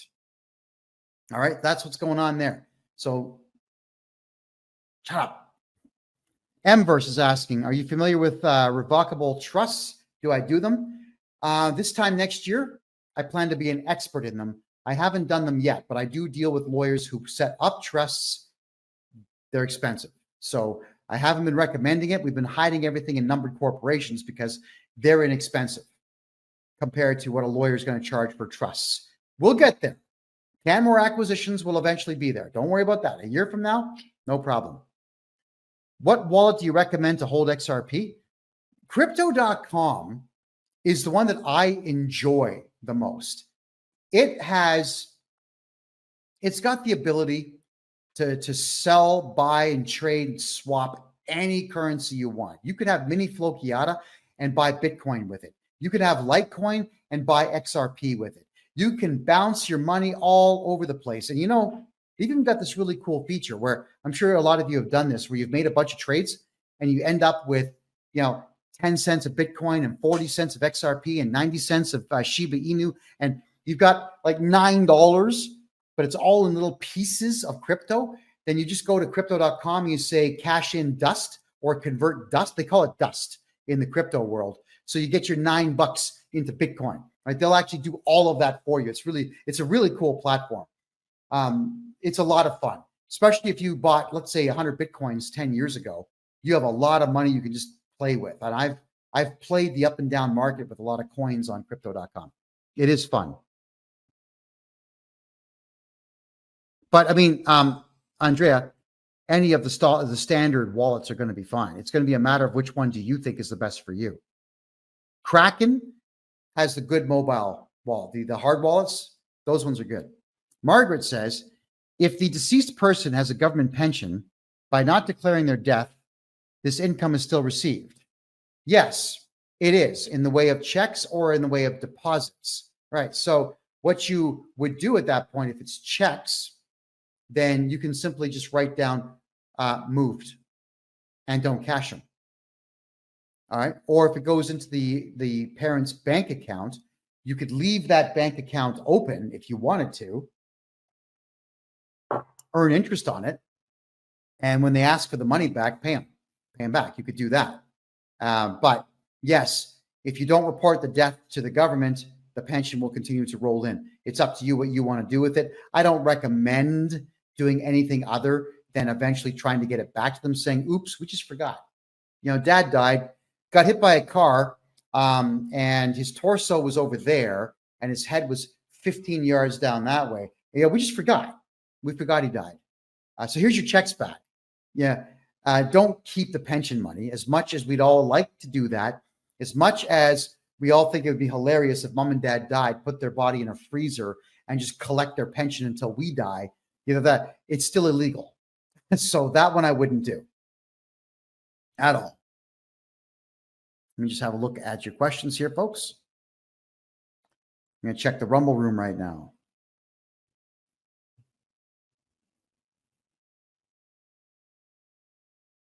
I'm just looking at, okay, so it seems on Rumble, looks like people are talking to each other. There's no real questions there.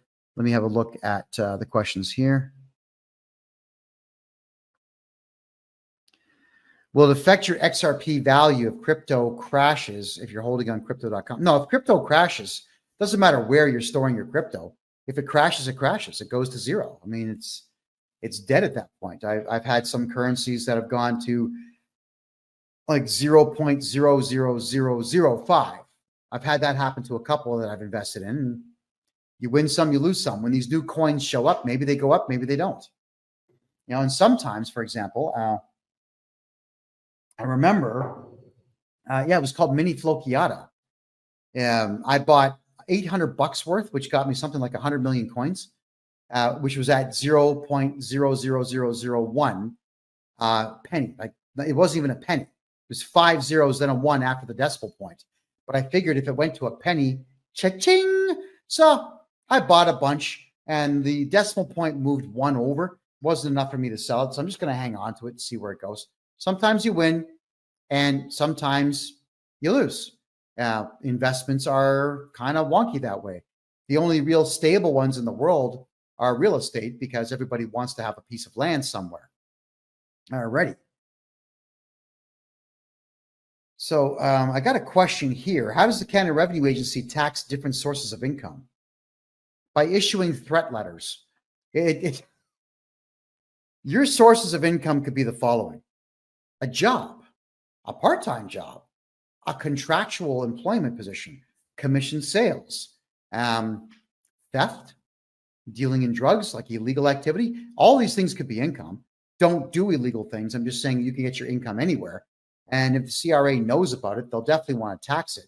There was a while back in the 80s, there was one, I can't remember his name, but there was a politician that went around interviewing prostitutes in Toronto and Montreal, trying to get them to pay income tax on their money. And he was trying to sell it to them, saying, think about all the benefits you would get. You would get a pension when you grow up. Thinking, pension? Oh my God, are you kidding me? No. Oh. So the CRA will look for any way at all to be able to tax what you have earned, but it's all done through threats. So the question is elongated here. Many of my friends are asking how the CRA treats different types of income, such as employment income, investment income, capital gains, and rental income. The truth is they categorize it, but it doesn't matter. To them, it's all the same. It's income. What they do is they add all these titles to it because they want you to think that you are somehow obligated to give it to them.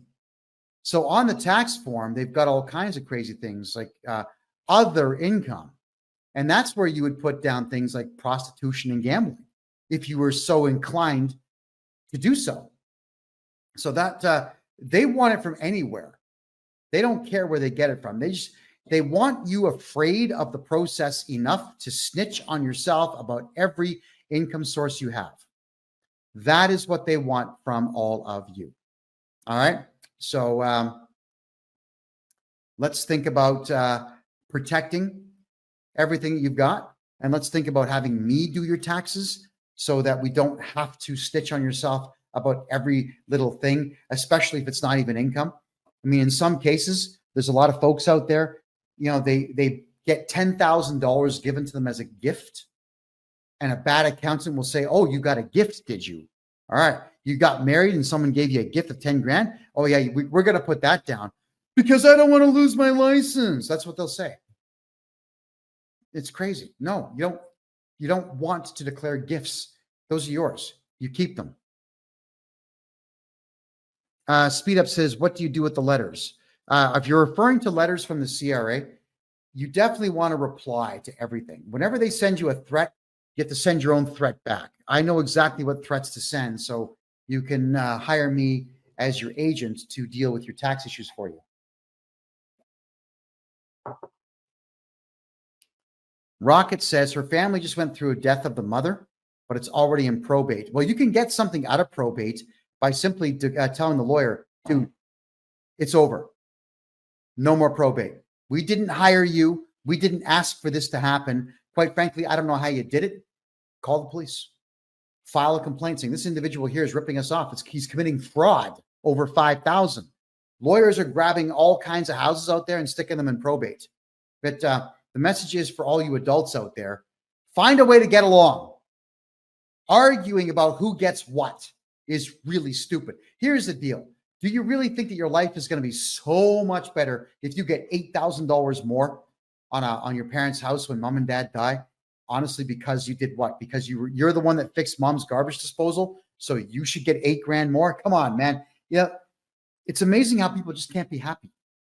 They cannot be happy. with what they get. Everybody wants more, more, more, more, more. And in a lot of cases, it's not even that they want it because they're greedy. They just don't want the sibling to get it. It's about, let's see if we can sabotage this whole thing so that he doesn't get it. It's ridiculous. Get along. All right. But you can get rid of probate lawyers, and you should. Oh, okay. So do I deal with the Quebec government in addition to the CRA? Very difficult. But what we will do is we move the ownership of your Quebec properties into provincial corporations elsewhere, like Ontario or Alberta. Once we do that, then the property, aside from property tax, is no longer subject to the same rules and laws. Quebec is a messed up place. It is as Hitleristic as you can get when it comes to the provincial sales taxes. I would never run a business in Quebec. I would never register any government documentation in Quebec because the province of Quebec, they just rip everybody off. Albeit Montreal and Quebec City used to be beautiful. They used to be party central within Canada. They used to be great places to go. That is no longer the case. And the Quebec government does not really do anything to bring more revenue into the province. They don't exploit their forests. They don't exploit the amount of sunlight that the province of Quebec gets. Like solar and wind would actually do well in Quebec. Those technologies normally don't do much, but they would do well there. And the Quebec government doesn't do any of these things. There's even what's that? It's where you put generators. They're long cables, and they ride up and down on the ocean waves. I forget what that technology is called, but the wave of the ocean generates power. And the St. Lawrence River, especially through Montreal, is very fast moving, and it's very rough. And it could also generate power by having those elongated cables with the generators on them. And the Quebec government's not doing that either. The Quebec government's not doing anything to make money except for stealing it from everybody who's there. I would get out of Quebec if you're in Quebec. Yeah, it's crazy. Just going to head back over to the Rumble Room. Okay, question. If you stop taxes coming off your paycheck, would you have to come up with an amount to pay at the end of the year? No. No, again, there's no law that says you have to give them money. Not a one. And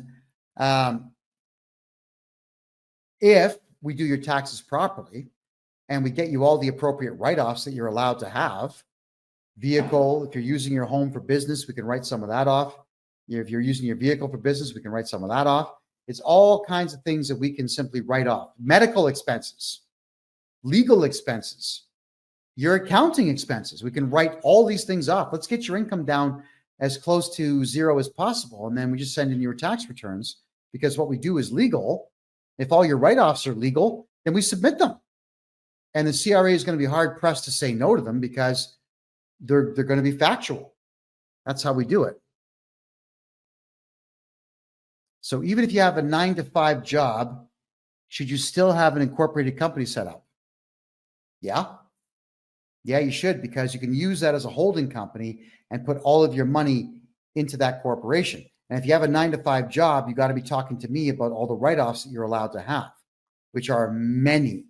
You'd be amazed how many write-offs there are, even if you're on a T4 in Canada. I don't know if the same is true with the IRS in the United States, but there's a lot.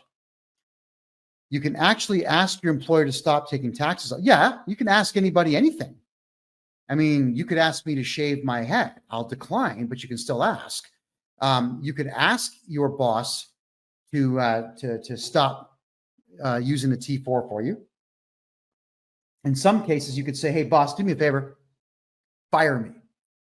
Discharge me from this job. Fire me and hire me on contract, because you've got a numbered corporation now, and you just write invoices to your boss, and your boss is going to save tens of thousands of dollars every single year.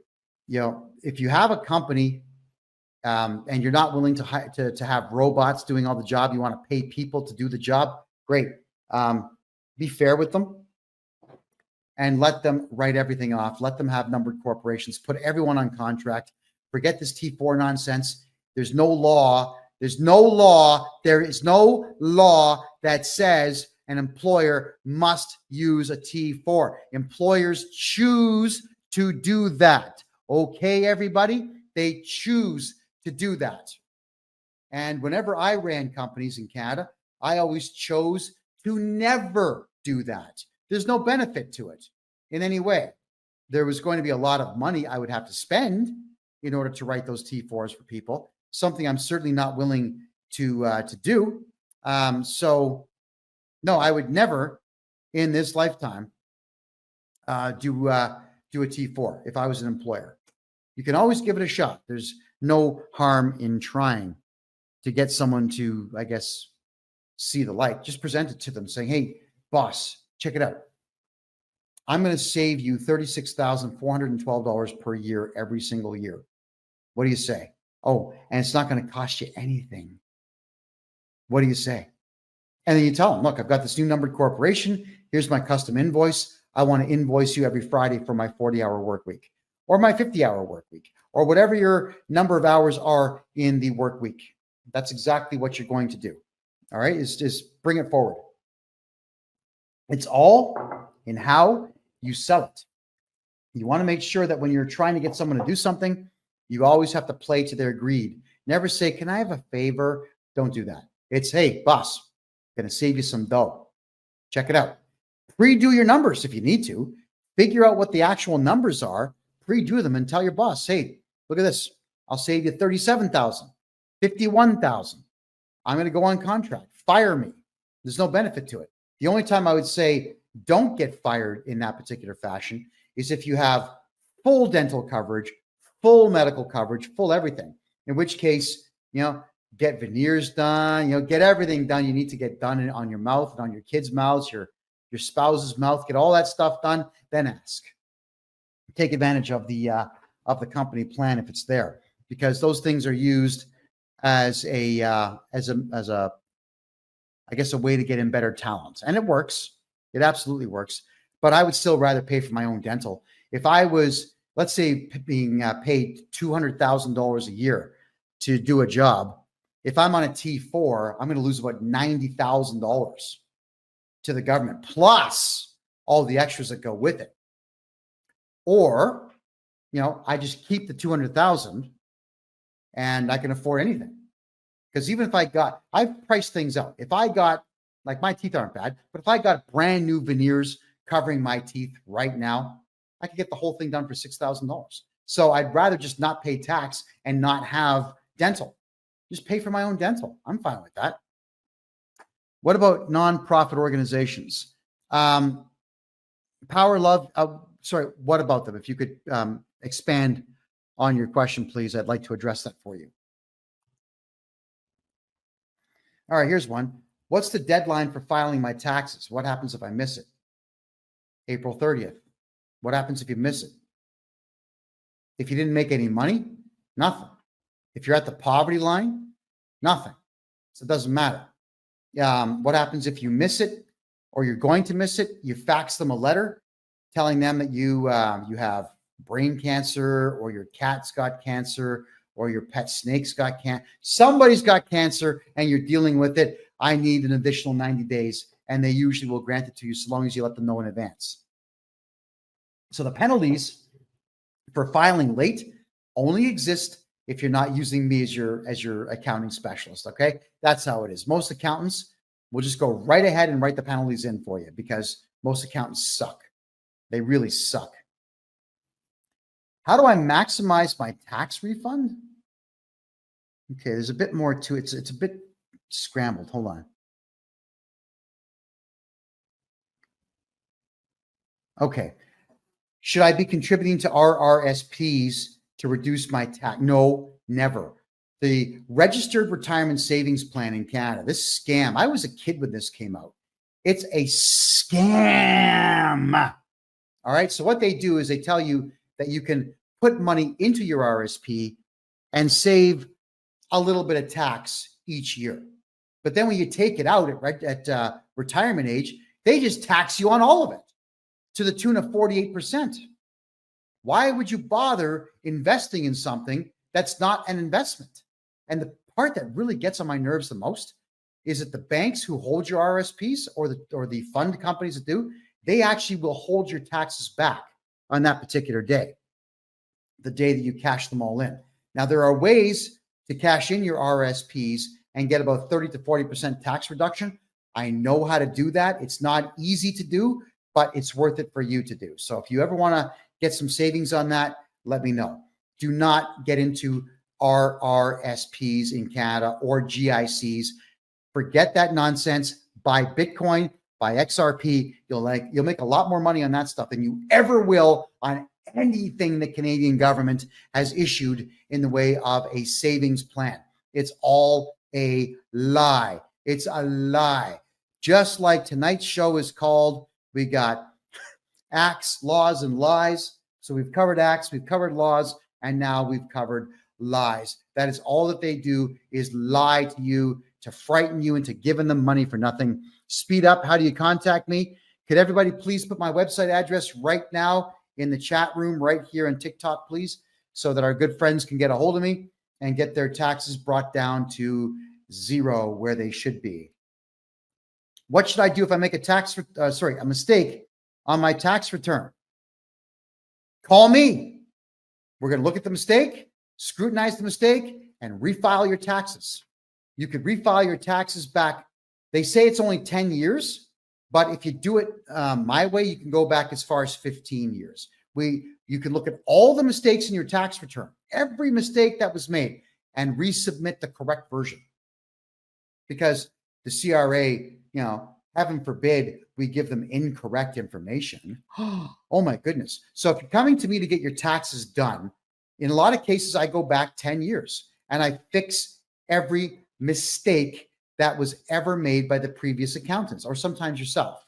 And once those mistakes are fixed, you'll find that you're going to be getting back quite a bit of dough. Typically about half of what you paid, you get back. So some of my clients have gotten checks back as high as 400 grand from all the nonsense that their previous accountants have done that we corrected. It is okay to make mistakes with the CRA. It's okay to make mistakes on your tax returns.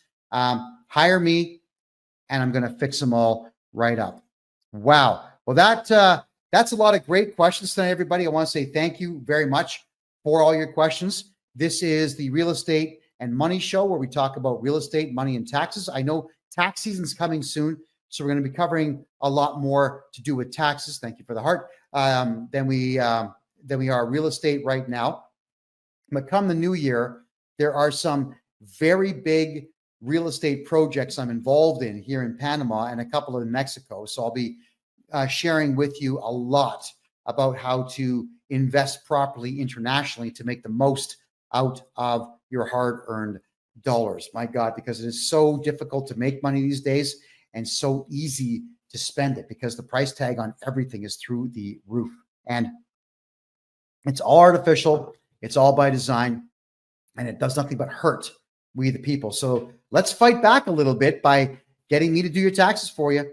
I love saving people money. I hate the CRA. I hate the Canadian government. In fact, I hate every facet of the Canadian government. None of it is to the benefit of the people anymore at all. So let's just stop giving them money. Period. Wow. Oh boy, everyone. Oh yes. And I'm going to be covering the election on the 5th. That's Tuesday the 5th. We're going to have some American guests come on the show to talk at length about what's going on in the United States.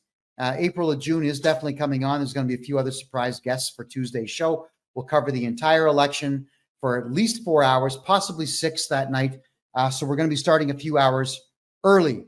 And that's going to be on Tuesday. That's Tuesday, the 5th of November. Let's see what happens with that election. My name is Kevin J. Johnston. This is the Real Estate and Money Show, which is every Thursday at 9 p.m. Eastern Time, right here on freedomreport.ca. To get a hold of me to get your taxes done, right there. It's kevinjjohnston.com. We'll see you next week, and good night.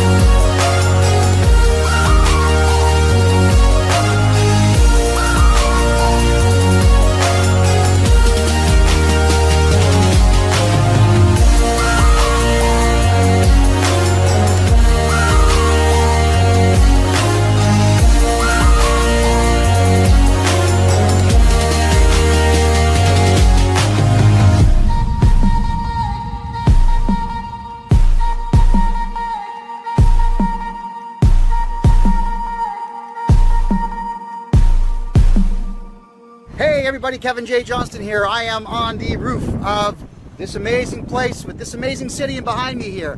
Yeah, that's downtown Panama City.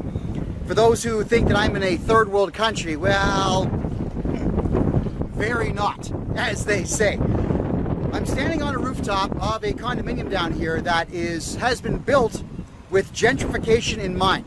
The neighborhood that I have just to the right of me here, or my left, your right, is called Casco Viejo. It's the most expensive land in Panama, and just a little bit over this way is what's called El Chorrillo, which is the cheapest land in Panama. But the whole area is being completely rebuilt. So this condo is right now, well, to buy it is the perfect time to do so, because the whole town is being gentrified and the value will skyrocket. Whatever you pay $170,000 for today is going to be worth at least $1 million in 5 years when the rest of the area follows suit. And speaking of condos, that is the point of tonight's show. A lot of questions are always coming in on this being the real estate and money show with me, Kevin J. Johnston. Should I buy a condominium? Everybody is asking, should I buy a condominium? Well, yes and absolutely not. Both answers are correct, and I'm going to cover all of that now. If you're going to be buying a condominium in a place like Panama City here, or in some cases condominiums in larger cities, or even brand new developments in Mexico and El Salvador, the odds of the property value going up are incredibly high. Yes, that's right. For example, in Tulum, which is south of Cancun in Mexico, in the Yucatan Peninsula on the east side of the country, there's a brand new airport there and a lot of development. Now, right now, condominiums are selling there for about $80,000 US, and I suspect within 5 years, because now that Trump's in office, a lot more money is coming into Latin America and the United States, not necessarily Canada. A lot of money is going to be coming in.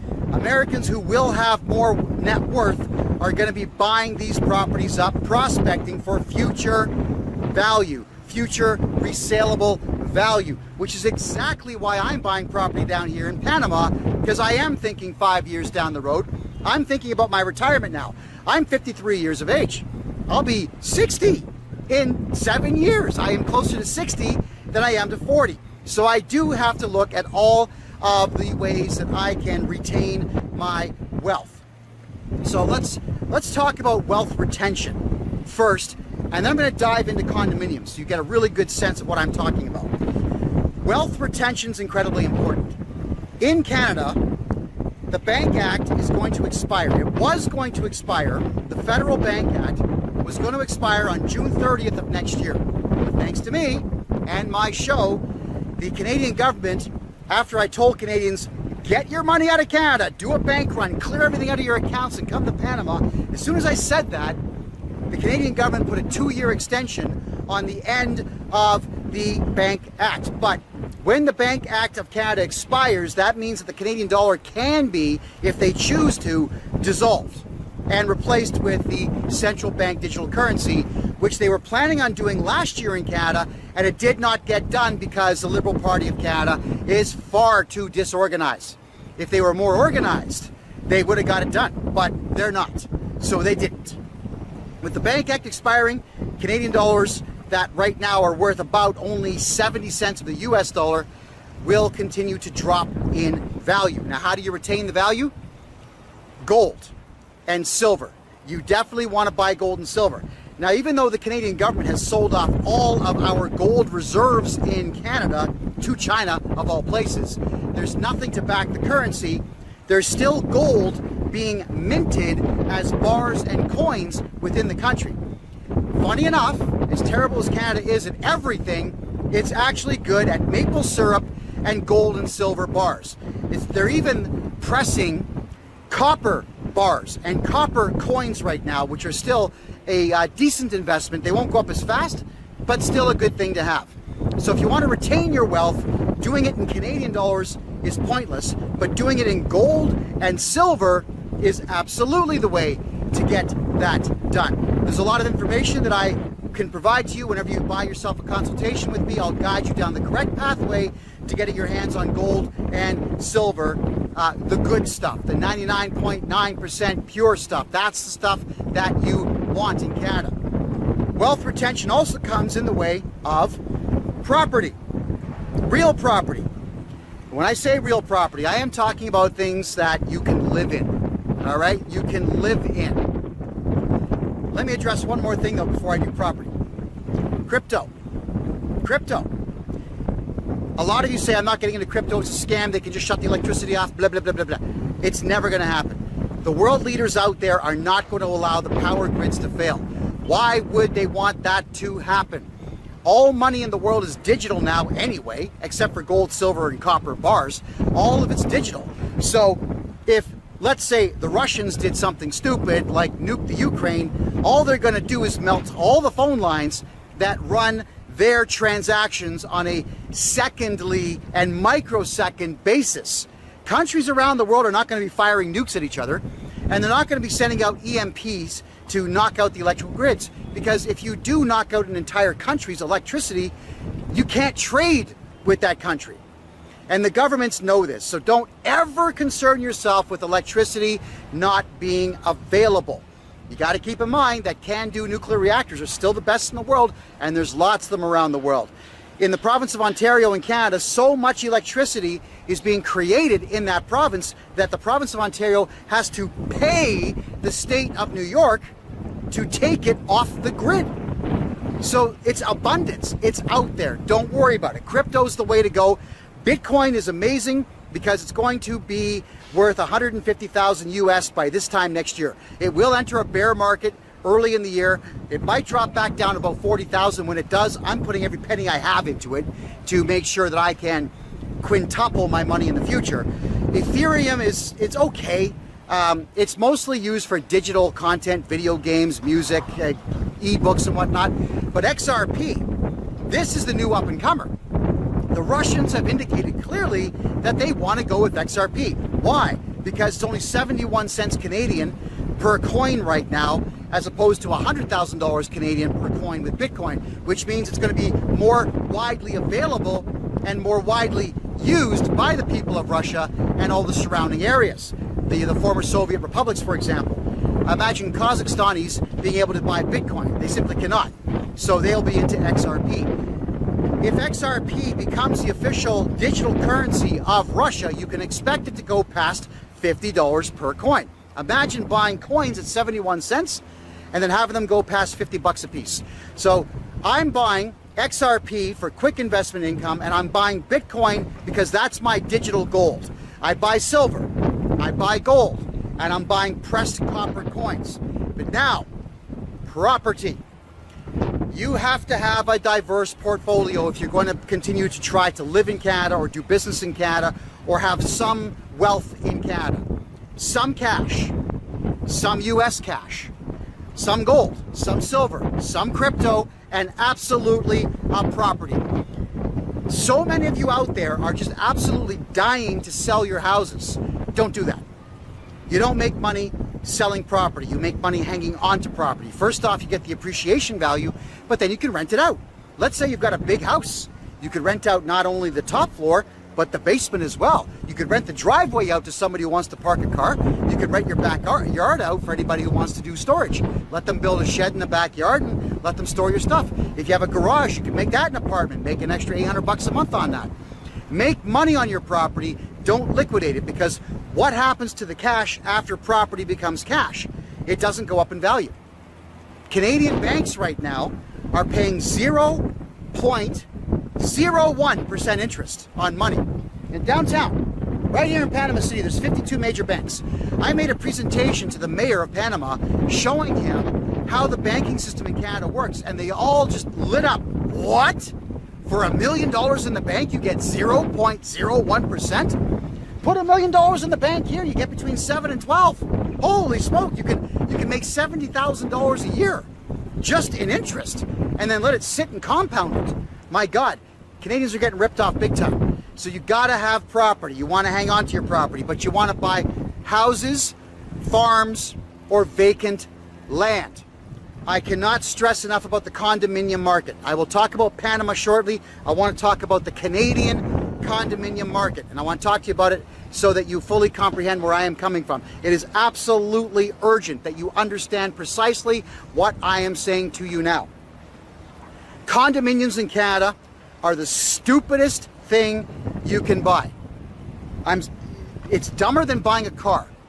It's dumber than buying a cup of coffee for $5 when you can make a cup of coffee for 8 cents at home. It's that stupid. In Canada, condominiums are not freehold. Freehold means you own the unit, you own the little piece of patch of grass or whatever around it, you own it. In condominiums, you never actually own it. It's more like a long-term lease. So you might drop $500,000 to have your name on title on a unit, but you don't own it. The condo corporation that owns the building actually owns your unit. And they can, if they choose to, kick you right out the front door of a unit that you own. We saw this done during the fake COVID nonsense, where landlords would say, put a mask on when you're in our elevators, or actually it's the condo groups, and people would say, no, there is no pandemic, I'm not wearing a mask, only to be banned from the entire building. Yeah. So imagine dropping $500,000 on a condo and being banned because some crazy security guard doesn't like your choice to wear something on your face or not. Also, the fees. Let's talk about the fees with Canadian condominiums. The first thing you're going to be paying is your mortgage. That's big. A $500,000 mortgage right now is probably going to be about $2,700 to $3,300 a month in mortgage. Property tax, yeah, you have to pay property tax in Canada. You're in the sky. You're in the air, but you still got to pay property tax just like a house. Because the city is going to say, well, we have to run water and there's sewer and we got to run electricity and blah, blah, blah, and we got to clear the roads. Okay, a little bit of that is true. But the property tax that's being charged right now on condominiums is equal to smaller houses, especially if you're in Toronto and Montreal. Condo property tax is higher than houses on the east coast of Canada. Double what you would find in places like Maine and Massachusetts. Think about that. Then you've got the maintenance fees. That is correct. And the maintenance fees are monthly, and it's whatever the condo corporation decides that they want to charge you for that space. You're in the air. The maintenance is supposedly supposed to cover janitors to clean the place, keeping the elevators running, keeping the lights on, keeping the pipes clean, keeping the AC running, keeping the heat running in the winter, snow removal in the winter in the parking lot, salting the parking lots in the wintertime, cutting the grass, growing the grass, installing Lord knows what in the way of toys for kids outside. If there's a pool, which many don't have, the maintenance on the pool, they'll tag you for everything they can. And I have just recently had a family member come to me saying they found a condo that they absolutely adore, and we went through it. It's 1,000 square feet. It's got one bathroom in the whole place. Imagine a 3-bedroom place with only one bathroom. You're not allowed to expand the closets into another bathroom. They won't let you do it for whatever the reason. The maintenance fees are $1,000 a month on this place, and the property tax is $3,000 a month for a garbage condominium. And the way that they were laid out in the 70s was awful. It even has parquet flooring. You remember that stuff? That's the stuff you're supposed to shovel up and throw in the fire, burn that stuff. I can't stand parquet flooring. It's not even fit for gymnasiums anymore. So there is no value in a condominium. $12,000. Oh, one more thing. A lot of times these condominium corps, they will put the Canadian goods and services tax on top of the fee. In Ontario, where Toronto is, that would be an additional 13%.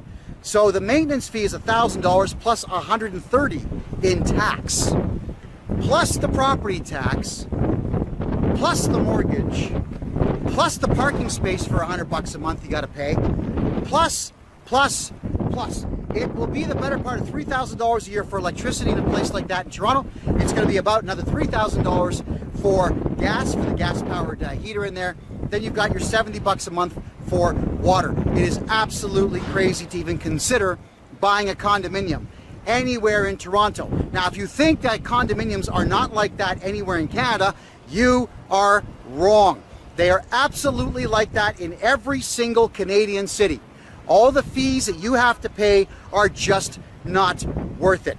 The only time you ever want to buy yourself a condominium in Canada is when they do the pre-sale before ground has been broken. Now, I did this once in the past where I had to put a $20,000 deposit down on each unit. I bought 5. Then the following year, I was asked to pay a maintenance fee of $5,000 for each one, which I did. Then I turned around just as ground was broken, and I sold 2 of them, and I doubled my money on them right off the hop. I held on to the other 3 until the building was complete, and I tripled my money when they were finished. I wasn't planning on living in them, and thinking back, I probably should have held on to them because they would have been paying me rent for, I guess, 12 years now. They would have been paying rent. So it's a lot of rent money that I threw away. But at the time, the economy wasn't very good. Jobs were scarce. I needed the money, so I sold what I had. I, of course, don't regret it. I just resent that I couldn't hang on to them. So, condos. If you're not going to be in the flipping game, then you got to walk away. A lot of times with condominiums as well, you can probably get them on a good deal, but they're just not worth it. It is very difficult. Before you buy a condominium in Canada, you got to talk to the condo corp group, and you got to find out what the rules are going to be for making modifications to the inside. In a lot of cases, you're not allowed to modify without first getting a city permit, which you don't have to do for a house. And then on top of that, they want you to get their permit. So you got to sit down and drop a couple $1,000s for the board of directors to sit down and look at your plans and say, no. Then you can appeal that to the same people that said no for $2,000 or $3,000 more, and they'll say, no. Then you got to appeal it in the court. Why go through all that just to be able to replace the floor? Why go through all that to change the layout into something a bit better suited for human habitation, which most condominiums are just not. So they are not investments at all.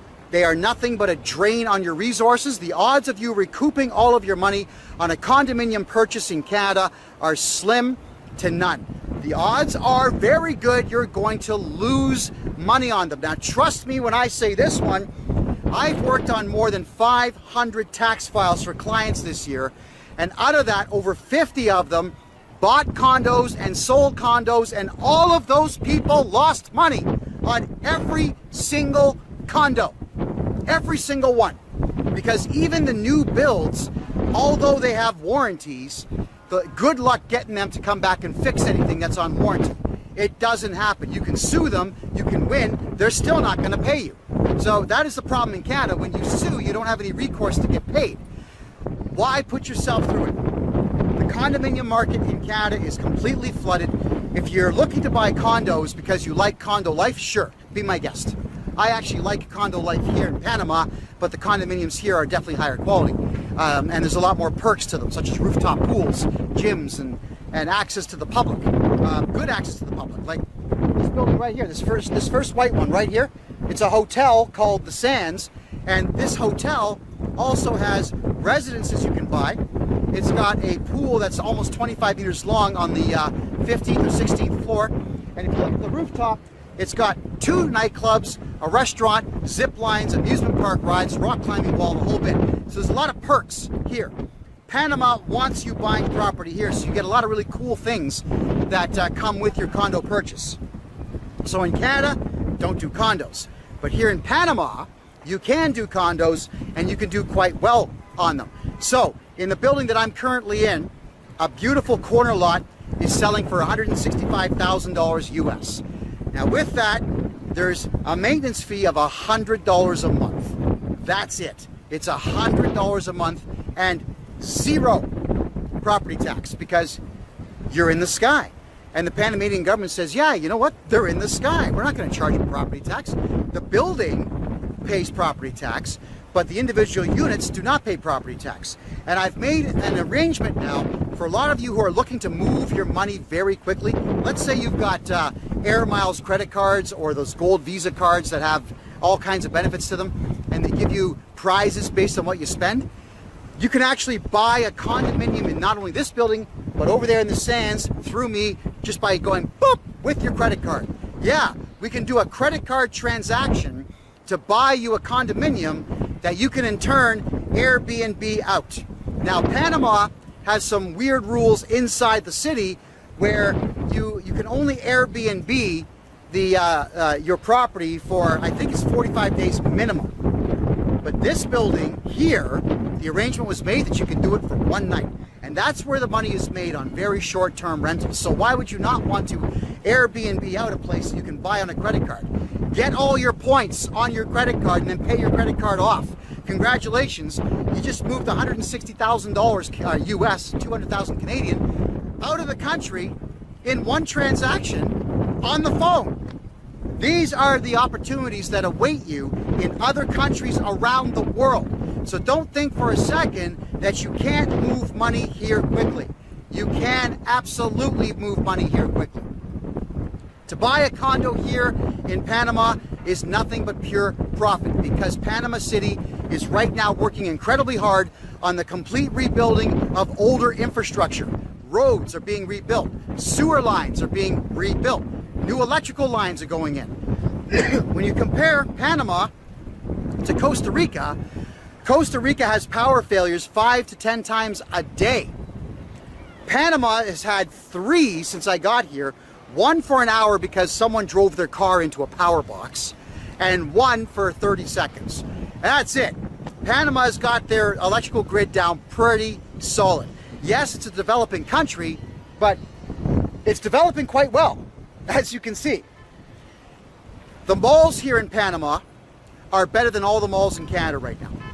They are beautiful, they are clean, they are full of retail stores, they are full of people. One of the malls in the city here is called Albrook Mall. It's right beside the Panama Canal. It's right beside the Panama Canal Airport. It's 1.1 kilometers long. It has retailers galore. It is just absolutely full of every single thing you could possibly want, and incredibly affordable. I'm buying cell phones, for example, right now here in Panama for almost $1,000 less than what I'm paying in Canada for the exact same phone. It is crazy to think that there's that much of a disparity in pricing between Canada and Panama. So here in Panama, to buy a condo is a very solid investment. You will make money on your condo. It will not be a financial drain on you. And the fact that you can do it on a credit card and earn all your points and air miles and whatever else you're collecting is absolutely remarkable. Nobody else has made that kind of arrangement, by the way. I am the only real estate guy in all of Panama that can do credit card transactions for entire condominiums. Now, another opportunity that has arisen, one that I identified right away, is on the far east side, a little further east there. There's a lot of office towers where they got hit equally as hard with the fake COVID nonsense. The previous president was crazy. The new guy is never going to do that kind of a thing. So the old president shut everything down, just like Canada, the United States, just like England. And unfortunately what that meant is now the office towers on the far east side of the city are half empty. There are opportunities now to go in with just suitcases of cash and buy entire floors of office towers down here and turn them into your own luxurious condominium if you want. Could you imagine, since a lot of these buildings are about 140 feet wide by 140 foot square, imagine having a whole floor to yourself with a private key to the elevator to get you in there, and private door to the staircase and whatnot. You could have all that. You'd have to make the modifications to it. You'd have to strip all the office gear out, but it would be worth it. You could turn that whole thing into rentals if you wanted to. You could turn the whole thing into an education center if you wanted to. You can buy entire floors of half-empty office buildings down here. Business is done differently here in Panama. So I'm going to explain the business culture here a little bit to you when it comes to property. So if you were to see a house, and the house has a for sale sign, like se vende, thank you. Se vende means for sale. So you see that, and it has a price on it. They might say, I want $140,000. You have your lawyer with you wearing a suit and tie. He's got a briefcase with paperwork, and you've got a briefcase, and I'll do everything through my translator. I'll say, hello, friend, hola, amigo. I want to buy your house, and I'll open my suitcase, and I'll have all $10 bills to make it look bigger. Because $100,000 in cash is only about like that. It's tiny. It's nothing. It fits in one hand. So you got to fill the suitcase up with small bills, and you'll say, I want to buy your $140,000 house. Here's $85,000. Now, and here's the lawyer to sign everything. And they'll say, okay, yeah, because to them, American cash is actually worth more than property. The culture has not evolved enough yet for them to look 20 years down the road and think about gentrification and think about the capacity to split their lots up into 2, 3, 4 lots and so on. These are things that we do in North America, but we've got, you know, a good 50-year head start in that type of a concept. So if you are looking to buy land here, show up with cash and your lawyer, and you can buy whatever you want for the price you want to pay. That's how it works. So if you want to do anything here, cash is king.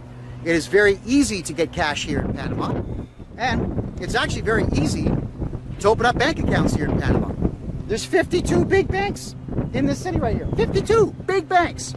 If you want to open up a personal bank account, if you're a Canadian or an American, it's 950 Canadian dollars. It'd be about $725, $730 US right now. That gets you a lawyer and me walking into the bank with your paperwork, getting you a personal bank account. And we deal only with the top 20. We don't go to the really small ones. We go to the top 20 banks and get you the account that you're looking for. To get a corporation registered with a bank account down here is $4,000 US dollars flat rate. There's no tax on that. That gets the corporation registered, all the paperwork that you need, and gets you the corporate bank account open. Again, you can do all of this remote. That's what you're paying for, is to get it all done remote. If you fly down to Panama and walk in the bank yourself, they'll do it free, right? But you got to fly down and get it all done. You know, we can do it for you well in advance and have you start moving your money down here. And as for the corporate account, those are the best things on the planet to have here in Panama, because there is no courthouse in Panama that's going to do what the IRS says or do what Revenue Canada says. So many of you say, well, Panama's got treaties with Canada. Panama has a treaty with Canada if you're a murderer and you're on the run and they figure out that you're here. Yes, of course the Panamanians will tell the RCMP or the FBI, come down here and get him. He's yours. But if you're down here doing business, or you're down here trying to beat taxes in Canada or beat taxes in the United States or in the United Kingdom or Australia, they don't care.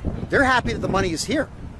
So the banks get chartered by the federal government here, but then that is where the federal government just steps back. The banks do not cooperate with the federal government here at all. So even if the Canada Revenue Agency or the IRS sued you, which the CRA does not do in Canada, by the way, if they sued you and won, the IRS does, you could get that court order, then they would have to come here to Panama and sue you in Panama and actually win before they could get a court order to get your banking information. But at that time, let's think about this, would they even know what bank you're with? And that's the funny part about the Canada Revenue Agency. They know what bank you're with in Canada because all the banks are chickens and they report everything to the banks. But the banks here are not reporting anything. So your money is 100% safe down here. But always do it in a corporation. If you're looking to hide millions, do it in a corporation. If you're looking to earn interest on your money, then you open what's called a foundation down here, which is the same thing as a not-for-profit corporation. A foundation acts as a holding company where you can have bank accounts that earn interest. So you get the same interest rate on your foundation bank accounts as you would on your personal bank accounts here in Panama. Now that is the best way to protect family assets. So the foundation becomes something that just gets passed down to the next of kin instantaneously. It's the same idea as having a family trust or a numbered corporation in Canada where someone dies, the shares just get split. Now I'm going to explain that one for you right now. In Canada, the Canada Revenue Agency, they do things like put not liens on your property if they say you owe taxes, but they're called writs. So the writ that they would put on your house is actually not a lien. It can be beaten by filing a motion in the court to have it lifted. And the odds of it being done are actually quite high because they didn't get a court order to put that writ there. They just went ahead and did it. And it's the same idea as a contractor's lien. If you put a lien on someone's property, you still have to perfect the lien by filing the lawsuit and showing all your evidence as to why it should be there. Because the lien can be argued to be removed in the future. So why give them the opportunity to put liens on property at all? Why not register a numbered corporation in Canada? I can do that for you. It's cheap, it's fast, it's done in 3 days. We declare it a holding company, and then we have that numbered corporation added to the title of your house or your condo or your farm or your collector cars or whatever you've got, and then we remove you a month later. And that way the numbered corporation now holds that property. Then we're going to make sure that we declare it just a holding company in your corporate bylaws, which I will write for you. We'll get them sworn in, so you're going to make that gesture with a notary public and say, I swear everything's true. And once that is done, whatever the corporate bylaws are will actually circumvent whatever your will says. That's something to keep in mind, which makes it powerful and means the property can never go into probate. I'll explain that just a little bit further here. So let's say, for example, I buy a house in Toronto, it's worth $1 million. Let's just say for the sake of argument. And because I've got kids, what I would do is I would have myself holding 51% of the shares, and the kids would split the 49. But in the corporate bylaws, it would state that whoever dies, the shares that remain get divvied up equally amongst the survivors who are part of the corporation. Should all parties die, the corporation will then be transferred to ex, brother, cousin, friend, ex-wife, ex-lover, doesn't matter who it is.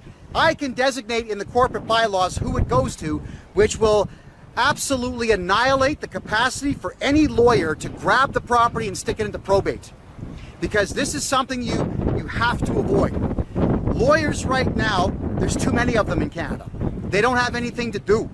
You don't even have to go to them anymore. You can go to ChatGPT and say, hey, ChatGPT, write me a lawsuit under the laws of the province of Saskatchewan, and it will. It'll ask you what to put in, so you just dictate, you speak, you tell it what you want to say, it'll write the lawsuit for you. You don't need lawyers anymore, and lawyers know this, and AI is only gonna get better. Never worse, always better.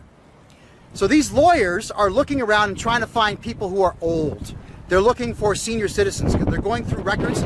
I don't even know how well, I do know how they're getting them. They're getting them through Terranet. And they're finding out who is over the age of 75, 80 years old, and they're putting themselves down as the probate lawyer on that property, completely illegal, because the old guy or the old gal or the old couple that own that house, they're not hiring that lawyer, but the lawyers are lying and saying that they were retained for it. So what they will do when they find out the house the person has died, they will just get a friend of theirs to write them a check or a money order and put that in the bank so they can say, no, look, we got a $10,000 retainer here. Then they just take the $10,000 out and give it back to their friend. That's what lawyers are doing in Canada right now. So if you have your house or your collector cars, your gold, your silver, your priceless art, if you have all of that in numbered corporations, and your insurance that you have on these things is to the numbered corporation, then there's no way for a lawyer to sneak in and say, yeah, I'm going to put this house into probate. It's not possible. It can't go into probate. In the corporate bylaws, and this is where I guess a responsible parent would come in, the corporate bylaws can be as detailed as you want. So let's say you've got 3 kids, 2 of them are stellar, good people, they hold jobs, they invest well, they're married, they treat their kids right, they treat their spouse right, and you got another burnout who's on weed and on alcohol all the time, hanging out with drug kingpins all the time. So you can state in the corporate bylaws that the loser kid has a 2% share in the corporation with no voting rights and can only ever retain the value of 2% and only upon death of the entire group, provided that he's not arrested for the murder of those very same people. So that's where you can put rules in saying that, you know, my idiot 3rd kid who's a burnout, we want him to get an education. So he has to go get a university degree. He has to show the transcripts and he has to show his grades. He's got to show everything. He's got to hold a job for 2 years and make this much money and actually file taxes, although you shouldn't. But you can do these things to make them improve themselves to get more shares in that house. You can actually utilize the corporate bylaws to dictate all the terms of how the corporation runs. Because if that loser kid is going to be a shareholder, and he's only got 1 or 2%, even if you gave him voting rights, he can only vote 1 or 2%. So whatever you tell him to do, he can like it or he can lump it. There you go. So forget wills for houses. Forget all that nonsense. A numbered corporation for your house.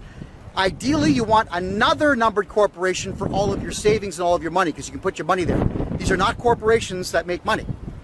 So you don't need goods and services tax numbers. You don't need harmonized sales tax numbers. You don't need PST number. You don't need any of that nonsense. For if you got a collector car, let's say you've got a 72 Barracuda and a 69 Chevelle, and you got a 1905 Rio where you crank the engine. You got all these collector cars, and they're worth $5 million.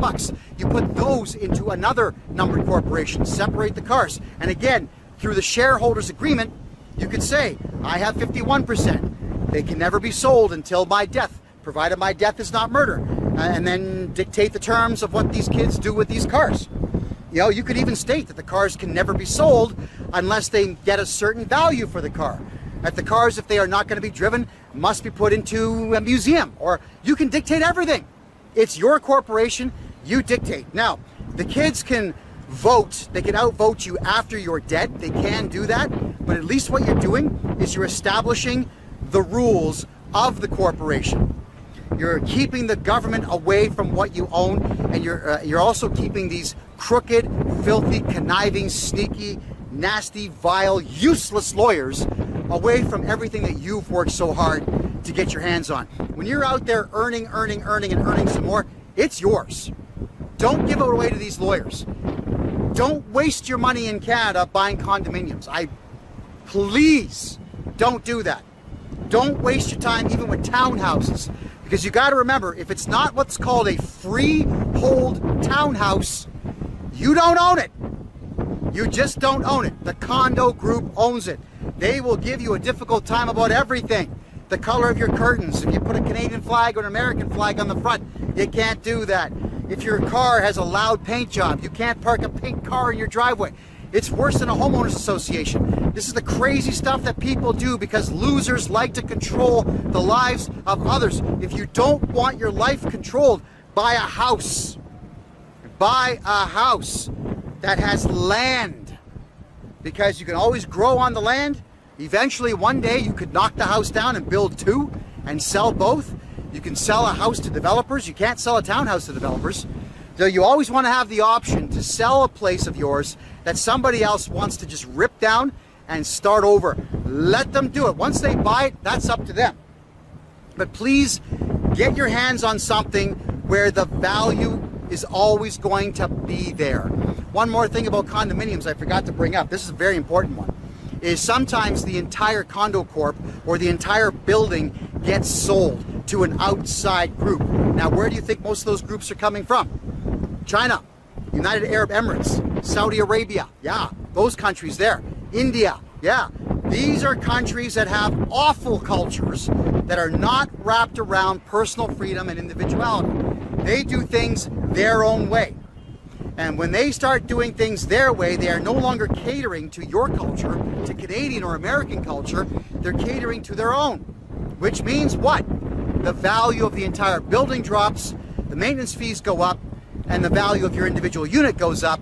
And if you're trying to sell a place, there's a reality of called white flight, which simply means people of a similar culture, when they get infiltrated by another culture completely in their own area, they leave and they go find their own culture somewhere else. They call it white flight, but I actually call it cultural flight.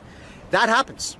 And when white flight or cultural flight becomes a thing in a condominium, your condo drops. The value it goes down, but you're still paying all those ridiculous fees on it, perhaps even more. And I am not interested in having anybody out there telling me what to do with what I buy. It's my money. Get lost. Leave me alone. But in a condo, no one's going to leave you alone. And all these stupid videos that we have all over YouTube and TikTok now, where you've got, they call them the Karens. You know, the individual people, men and women of all ages, who start shouting at people that they don't recognize walking in the front door of the lobby of the building that they live in. You know, and the police have to get called. It becomes a big waste of time. Do you really want to spend your time around people that you don't know in a failing economy in Canada, hopefully a better one now in the States with Trump in office. But do you want to be around people that are angry because they're broke in a broke country? I'm sure that we can all agree that you just don't. The answer to that one is going to be a resounding no. I mean, here in Panama, I bought in a building where the vast majority of the owners are Americans, Canadians, Brits, and so on. So the culture is very similar. Panamanians staff it. So the security guards and the cleaning staff and the maintenance staff and whatnot. And you know what's awesome about Panamanians? They are eternally grateful for the jobs. Because when they're working for American, Canadian, white companies like this, well, then what they will do is, first off, they'll do a much better job because they want to keep that job. And secondly, they get paid more than the average does at a Panamanian company. Panamanians love it when Americans, Canadians, Aussies, New Zealanders, Brits, the French, whenever Paleface shows up with money, they absolutely love it because they know it's going to equate to jobs for them and their families. So I've been actually communicating with a great number of people here in Panama, and I'm telling all the young men out there, especially the ones who are under 20, learn English, because interpreters are going to get paid down here about 200 bucks a day. You know, I've got an interpreter that he comes with me whenever I go on business. So I'll call him the day before saying, be at my door. You got to get to my door. I want you there for 8 o'clock in the morning. I pay him 200 bucks. He drives me around for the day. He translates everything for the entire day. I mean, I buy dinner. He's a hell of a guy. And I get all the work done that I've got to do. But translators down here who don't drive around, that just do the translations, they're like 20, 30 bucks a day. All right?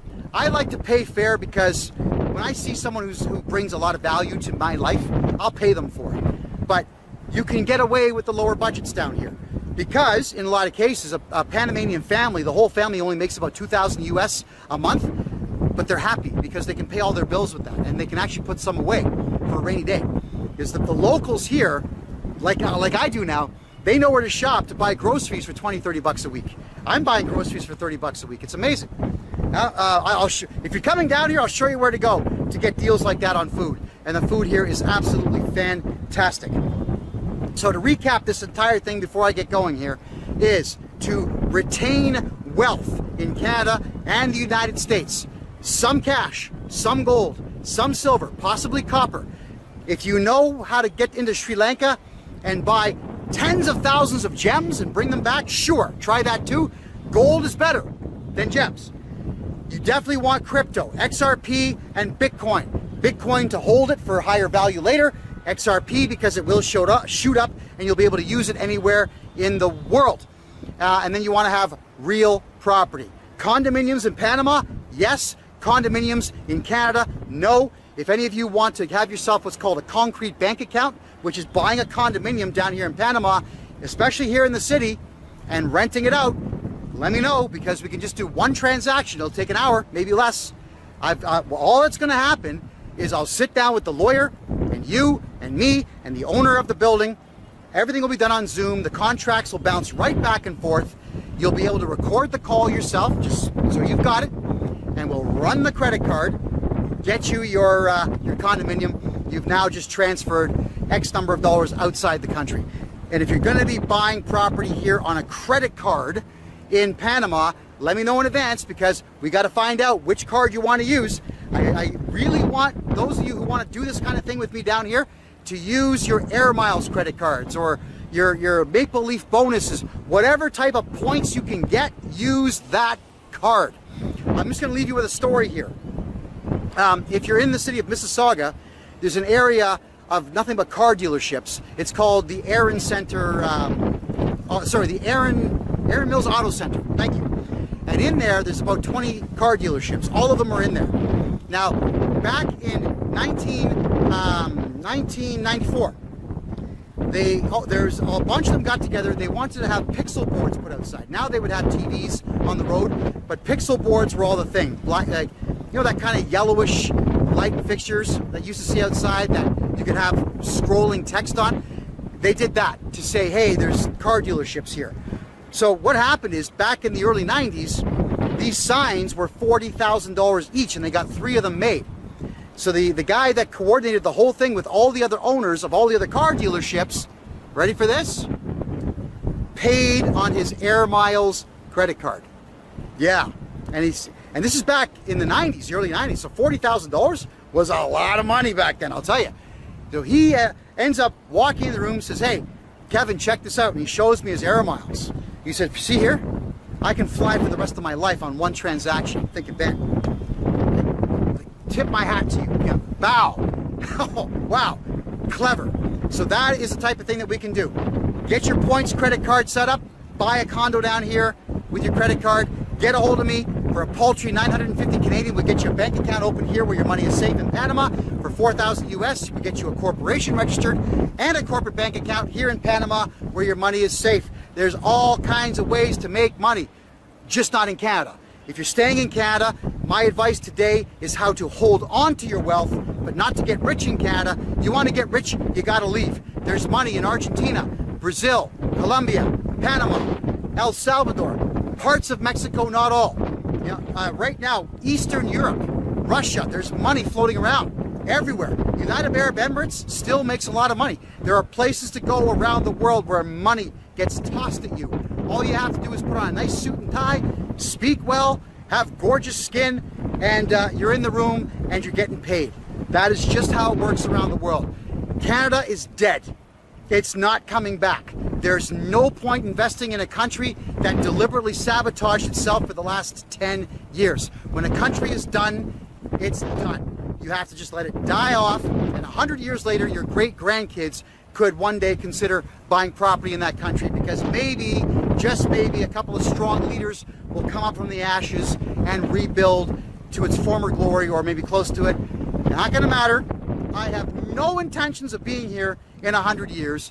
I'm alive today in the year 2024. We're a month and a half from 2025. I want to get rich, and I want you to get rich. Get rich with me by playing the money game the way I'm telling you how. My name is Kevin J. Johnston. This is the Real Estate and Money Show, where we talk about all things investment, money, and taxes. You'll catch me here every Thursday at 9 p.m. Eastern Time. Thank you for being here. I love you all. Good night. Hi, everybody. Kevin J. Johnston here. I want to say thank you very much for having just watched the video that I produced on the roof of one of my clients' condominiums. Yes, it is true. You can buy a condominium with just a credit card here in Panama, and that is the best way to move money out of the country. And for those who have corporate debt in Canada, corporate debt is becoming a very serious thing. What's going on with corporations now in Canada is the Canada Revenue Agency is going out of its way to break the law and actually hold all the directors of corporations personally liable, even for debts that are as old as 10 years. If you want to get away from all of your corporate debt, including every single debt the CRA is coming at you for on a personal level, simply get a hold of me, everybody. What I will do is I will buy your corporation from you. I will become the director of your corporation, and I will take on all of the financial liabilities that your corporation has. That includes income tax, payroll tax, GST, HST, and PST, all of the above, anything to do with bank loans or corporate credit cards, or bills that you owe to any particular supplier for any reason. And don't forget the CEBA loan, or even repayable grants. If there are any debts that you have whatsoever in Canada, the CRA is going after directors of the corporations. No matter how long ago you were a director, they are trying to get your personal money. This can all be fixed by offloading the corporation. You got to sell the corporation to me, because if you try to go bankrupt, it'll take about $70,000 and 3 years to not be discharged. The CRA is not allowing dischargings now on corporate bankruptcies, which is highly illegal and unfortunate, but they are getting away with it. And if you simply shut down the corporation and expect that to work, I'm going to tell you now, it truly will not. The CRA is going back and looking at all corporations that have been dissolved or just simply let dissolve on their own through inaction and through no business. And they're looking up who the directors are, and they're going after directors of those old and defunct corporations personally. You might have to just get a hold of me so we can revive your old corporation and then sell me that corporation's debt, so the CRA and your old suppliers can never come back at you for absolutely anything. Protection of what you have is key. And what the CRA does, albeit is illegal, they are still getting away with it because sometimes the courts do side with them, but not as often as you think. Once the corporation has been sold to me, you'll be signing a non-disclosure agreement stating that you cannot talk to the CRA about the corporation that I have purchased from you, which gets you off the hook completely. And I'll be contacting the Canada Revenue Agency and forcing them to prove that you had a corporate debt in the first place. That is correct. The CRA almost never has any records whatsoever of any of your taxes. What they have instead are assessments. And an assessment in Canadian tax law, if you could even call it law, is simply a guess. The Canada Revenue Agency has taken one wild guess as to what it is that you owe them, and that is what they are telling you that you owe. That is what they are basing all of their criminal harassment on, is a guess. And it's not even individual people doing it anymore. They are utilizing very poor AI software to judge what you have done in the past and to send you the according assessments to go along with what they think that you could possibly pay in the future. So if you were to have made, let's say, a $50,000 profit last year, they will judge you at about a $70,000 profit this year and tax you based on that. That is exactly what they do. It's all lies. It's all guesses. All of the numbers are completely arbitrary. And the only way for you to get around this is to have me do your taxes for you and then buy your corporation and take away all of that debt from you. The last thing that you want is to deal with the CRA. Let me deal with the CRA. Sell me your corporation right now. Get a hold of me right here at kevinjjohnston.com. I can't wait to sit with you for the hour consultation. If you do decide to sell your corporation to me, then I will refund the consultation fee because then we are doing a much larger scale of business. I want to have as many of you as possible no longer paying taxes in Canada, and I know exactly how to get that done. Starting in January, once a month, I'm going to have seminars on how to not pay tax, how to protect your capital, how to protect your properties, and how to protect your own money.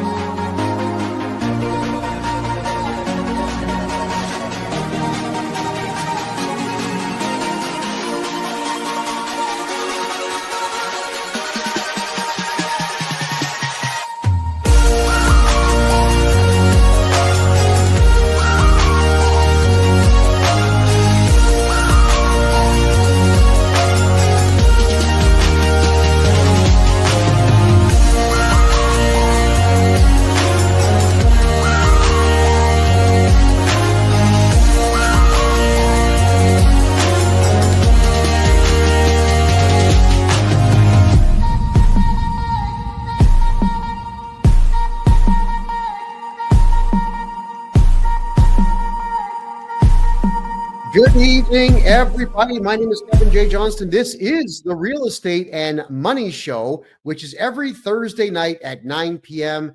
Eastern Time. And due to popular request, tonight we're going to be talking about the truth in Canada about wage garnishments and frozen bank accounts that many of us believe mistakenly happens because the CRA has access to our banks, which you're going to find out tonight, really what the truth is on that. And I want to say thank you to all my American friends for being here, and thank you to all my Canadian friends for being here.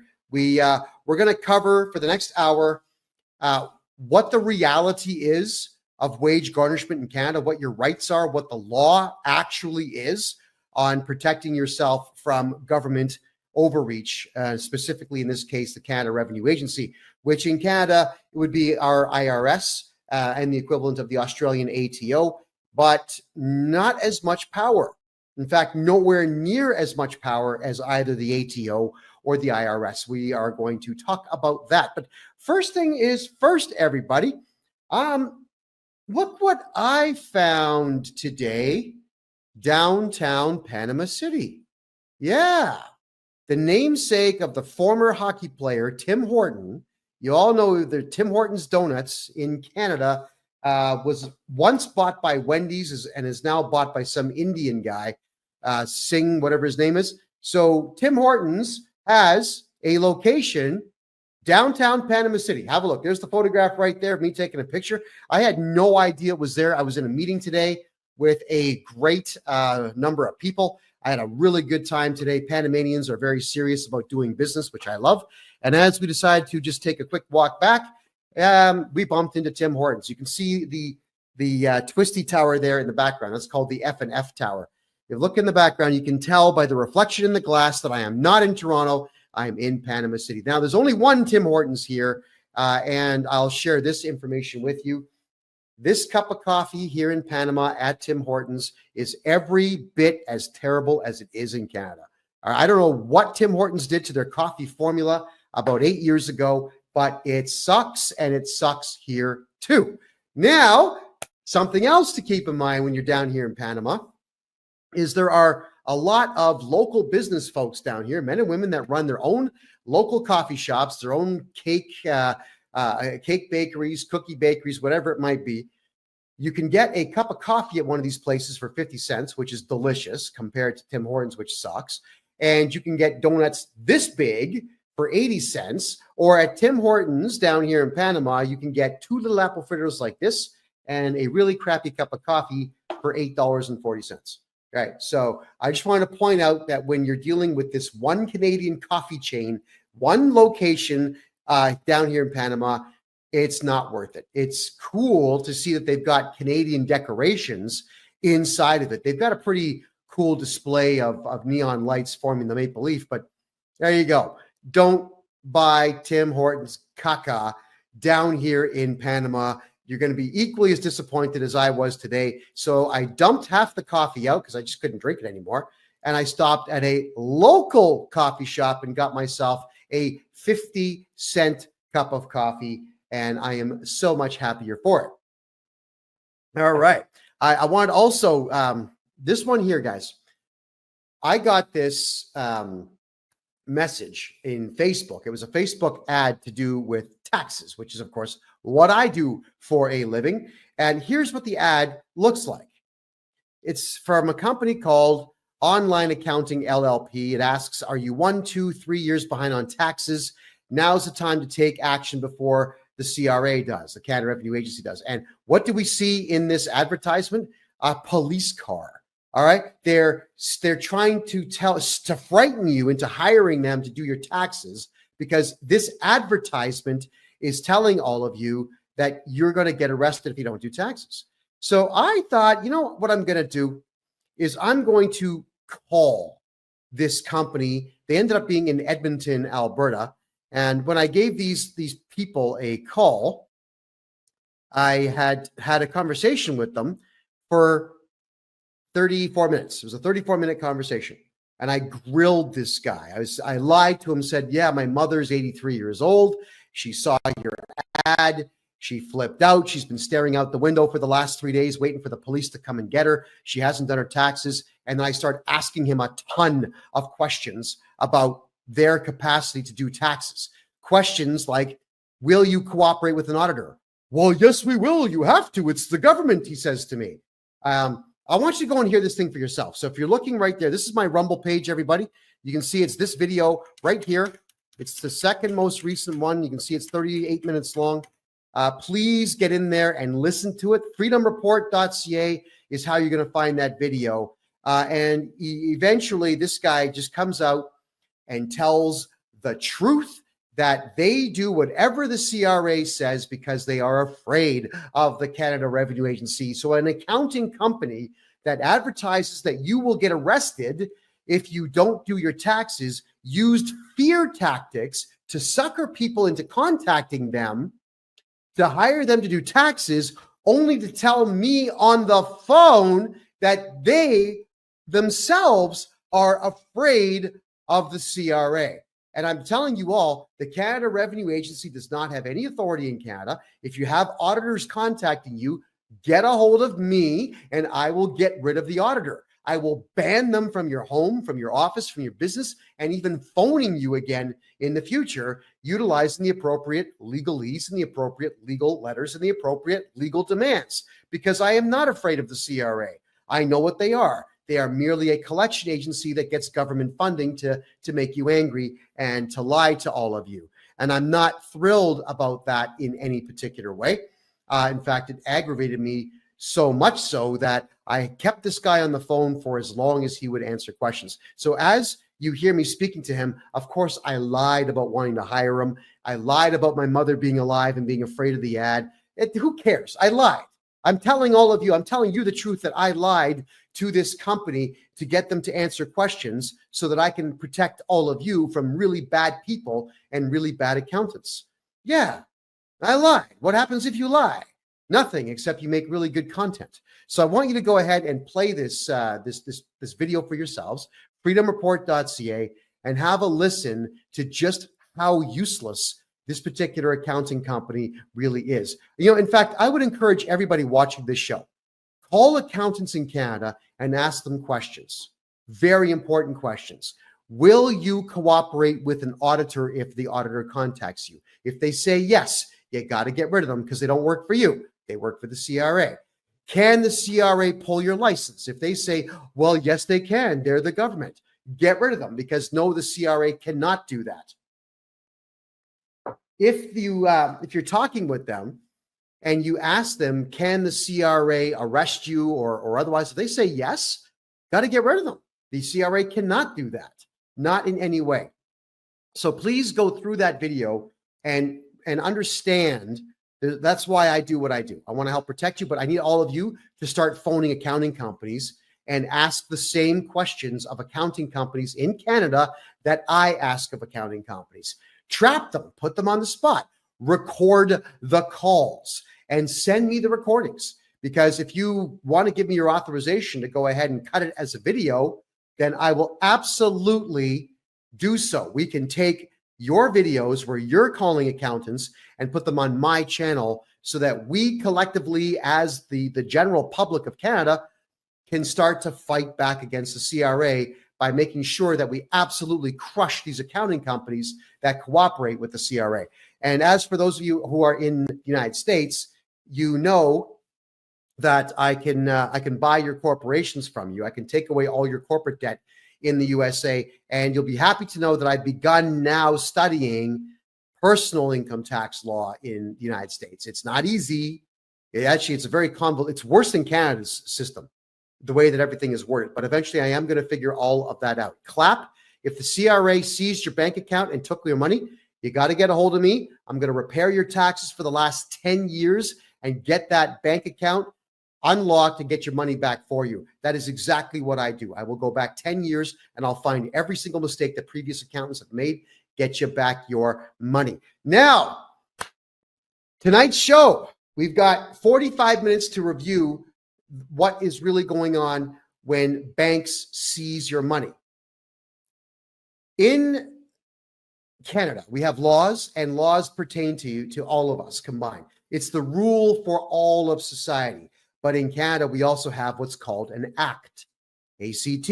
An act is not a law. It's a series of rules that govern a set portion of the population, specifically those who have a set job, like the Canada Revenue Agency, to which the Income Tax Act and the Excise Tax Act will govern what they can and cannot do. But the act, it's not laws. And the acts do not pertain to we the people at all.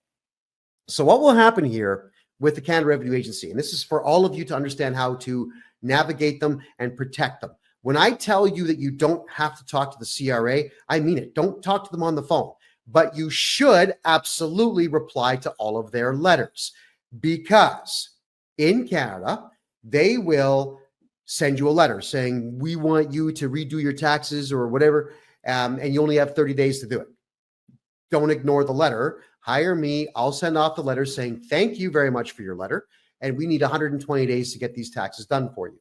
And there's nothing that they can do at that particular time because it's a legal command. Then what will happen here, let's say you don't hire me. What will happen after the first letter? If you ignore it, they'll make 3 phone calls to you. And if they don't get through to you, or you hang up, or you scream at them, or whatever it might be, then they're just going to say, we made 3 attempts, we couldn't get through. And then they send you one last letter. And if they can't get you to do your taxes or speak to them, not pay them money, but just do your taxes. There's a difference. If they can't get you to do that in Canada, then what they do is they send out a requirement to pay letter to your bank. Now, they know about your bank only if your social insurance number, the 9-digit code you get when you're born, or when you're, I guess your parents get you one, that is attached to your bank account. The way you protect yourself is have a corporate account where you are not the director. I'll explain that one in a future show. But they will then send out the requirement to pay letter to your bank. Now, it does not mean that they know what's in there. The bank is actually not allowed to tell them what your balances are. But when this requirement to pay letter gets sent out by the Canada Revenue Agency, the banks automatically just pay them, right? The banks are not in any way, shape, or form obligated by law to give them any money. In fact, the bank could just make a phone call saying, listen, you're suggesting that I steal somebody's money and give it to you. And you're suggesting that I do this without a court order. The banks could say, who do you think you are? The answer is no, we're not going to do that. But the banks don't do that. Do you know why? Because Canadians don't turn around and file criminal charges against bank managers, which you have the right to do. It's your money. It's been stolen from you. Canadians don't sue the banks, which you should. I've sued almost every federal bank in Canada, usually for selling my information to third-party individuals that phone me up trying to sell me stocks and bonds. I always sue the banks for about $5,000, typically between 5 and 10, and they usually will settle out of court for about $3,000. It's a free $3,000. I take it and I just sign off. Okay, no, case closed. Thank you. But you've got the right to do this, and Canadians don't do it. That's why these requirement to pay letters go out to banks, and the banks just fold up and say, oh, okay, here's the money, because they know you're not going to do anything about it. You can, and you should, but they know that you won't. And that is why when a lot of you get onto my videos and you tell me, hey, Kevin, you don't know what you're talking about. The CRA has authority. They stole my money. They took my money out of the bank. No, they did not. They sent a letter to the bank that was not a court order, and the bank chose to give your money to them.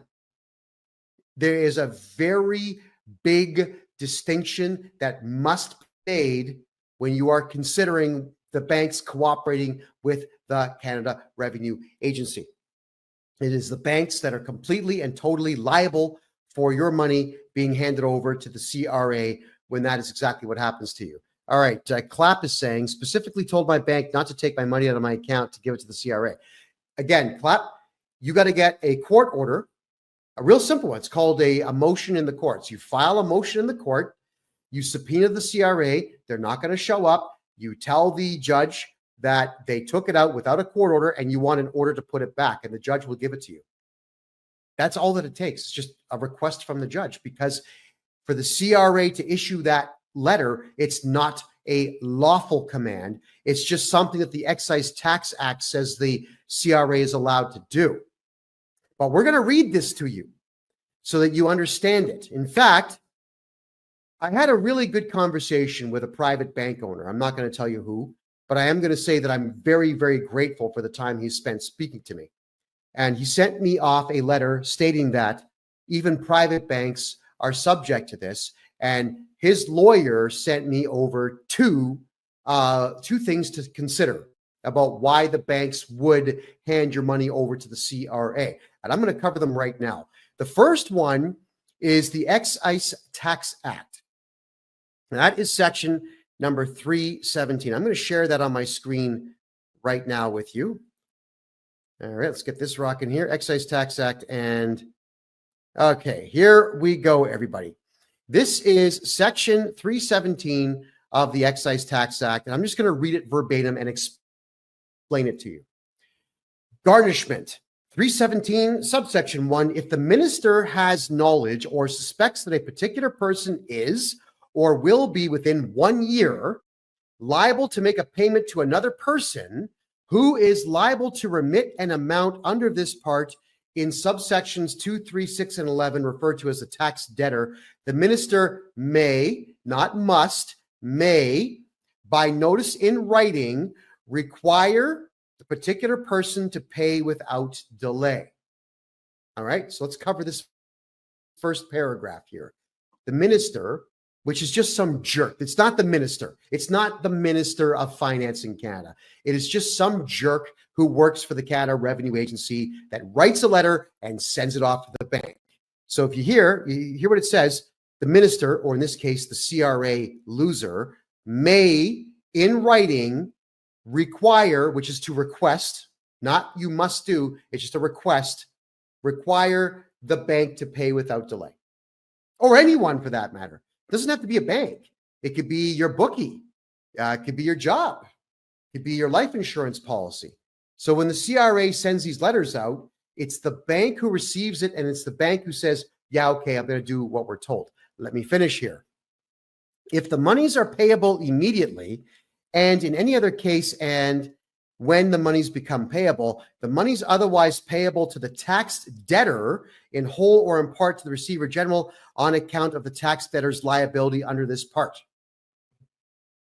So, translation. If the CRA says you owe money, you never owe the CRA money. They say you do, and there is a difference. If the CRA says to your bank, Kevin here owes money, and if you have money in your account that you would normally let him have, give it to us because we want it and we sent you a letter. Not a court order, just a letter. But it gets more serious here. But it's not more serious for us, it's more serious against the banks. Let's read further on this. IDEM, subsection 2. Without limiting the generalities of subsection 1, where the minister or CRA has knowledge or suspects that within 90 days, a bank, credit union, trust company, or other similar person, in this section referred to as the institution, will loan or advance monies to or make a payment on behalf of or make a payment in respect of a negotiable instrument issued by a tax debtor who is indebted to the institution and who has granted security in respect of the indebtedness, or a person other than the institution will loan or advance monies to or make a payment on behalf of a tax debtor who the minister knows or suspects, subsection 1, is employed by or is engaged in providing services or property to that person, or was or will be within 90 days so employed or engaged, or 2, where that person is a corporation not dealing at arm's length with that person. Here's where it gets dumb. The minister may, not must, by notice in writing, require the institution or person, as the case may be, to pay in whole or in part to the receiver general, which is the CRA, on account of the tax debtor's liability under this part, the monies that would otherwise be so loaned, advanced, or paid, and any monies so paid to the receiver general are deemed to have been loaned, advanced, or paid, as the case may be, to the tax debtor. So it's really terrible language designed to say, hey, we, the CRA, says Kevin here, owes money. We can't prove it. We have no evidence to prove anything that we just said. But because of this IDEM, Section 2 of Section 317, we want you to give it to us. So give it to us. That's all they're saying. And they're saying it in a letter that is not backed by a judge's stamp or a court order. Now, how sick is that? By the way, if you're watching us on Kick or here on TikTok, we get everyone doing double fingers on the screen. Let's get the hearts flying. Let's get the likes going, everybody. It really does help bring this education level to everybody out there. I really do appreciate that. So the CRA sends a letter to the bank, and this act, which pertains only to the CRA and not we the people or the banks, is what the banks are using to steal your money and give to the CRA. Let's read further. Garnishment, Section 3. Despite any provision of this part, other than any enactment of Canada, other than the Bankruptcy and Insolvency Act, any enactment of a province or any law, if the minister has knowledge or suspects that a particular person is or will become within 1 year liable to make a payment, A, to a tax debtor, or B, a secured creditor who has the right to receive the payment that, but for a security interest in favor of the secured creditor, would be payable to the tax debtor. You know what they're saying here? Let's say you've got a court order to pay child support, and if you don't pay it, you go to jail, according to the court order. The CRA says, yeah, you know what? Don't pay the child support. Give it to us. Let him go to jail, but give it to us anyway because Section B says so. But it's not a court order. It's not a law. It's an act. The minister may, by notice in writing, require the particular person to pay without delay. May, not must, and not can, but just may, which means it's discretionary, which means he doesn't have to, but they do anyway. If the monies are paid immediately, and in any other case, as when the monies become payable, the monies otherwise payable to the tax debtor, in this case, let's say me, or the secured creditor, in whole or in part to the receiver general on account of the tax debtor's liability under this part. And on receipt that notice by the particular person, the amount of those monies that is so required to be paid to the receiver general shall, despite any security interest in those monies, become the property of Her Majesty, or now His Majesty of Canada, to the extent of that liability as assessed by the minister, and shall be paid to the receiver general in priority to any such interest. So, if you've got a mortgage and you have money in the bank, the money has to go to the CRA and not your mortgage, so you lose your house and now you can't make money to pay the debt. Personally speaking, anyone who does that to you honestly deserves to be hanged by the neck until dead. You can't do that because the law says you can't. But when a person who works for the CRA does this and takes your money from you without a court order, they are a criminal. It doesn't matter that lawyers might say, but it's an act and they've got the right to do it. No, they actually don't. This here says they may ask for it, but nobody is obligated to give it to them. And who in the hell believes that they have the power to even demand this of anyone? Here's me hoping and praying that everybody who works for the CRA gets what's coming to them. I really do hope and pray.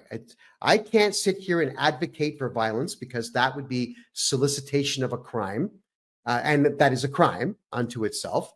So I won't do so, but they deserve it. So for 2025, everybody, you'll be happy to know that we're going to run a series of fundraisers countrywide so that we can have a whole team. I've got 2 private investigators that work for me now, but I want a whole team of private investigators to track down the home addresses of every single person who works for the CRA so that when they pull stunts like this, we can just go and take their houses with contractor liens. There you go. And Tim, you're correct. Acts do not apply to people. It applies to corporations and set groups of people who work for those corporations. That's 100% correct what you just said. Getting a little bit further into the Excise Tax Act,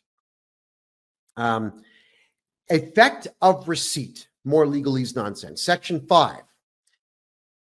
If the minister has, under this section, required a person to pay the receiver general on account of the liability under this part of a tax debtor, monies otherwise payable by the person to the tax debtor as interest, rent, remuneration, a dividend, an annuity, or other periodic payment, the requirement applies to all such payments.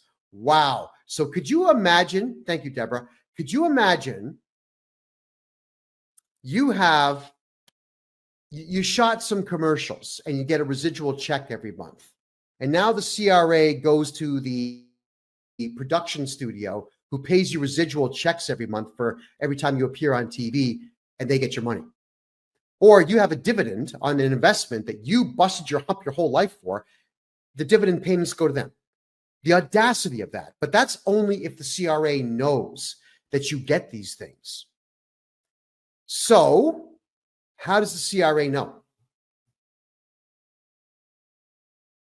Because you told them.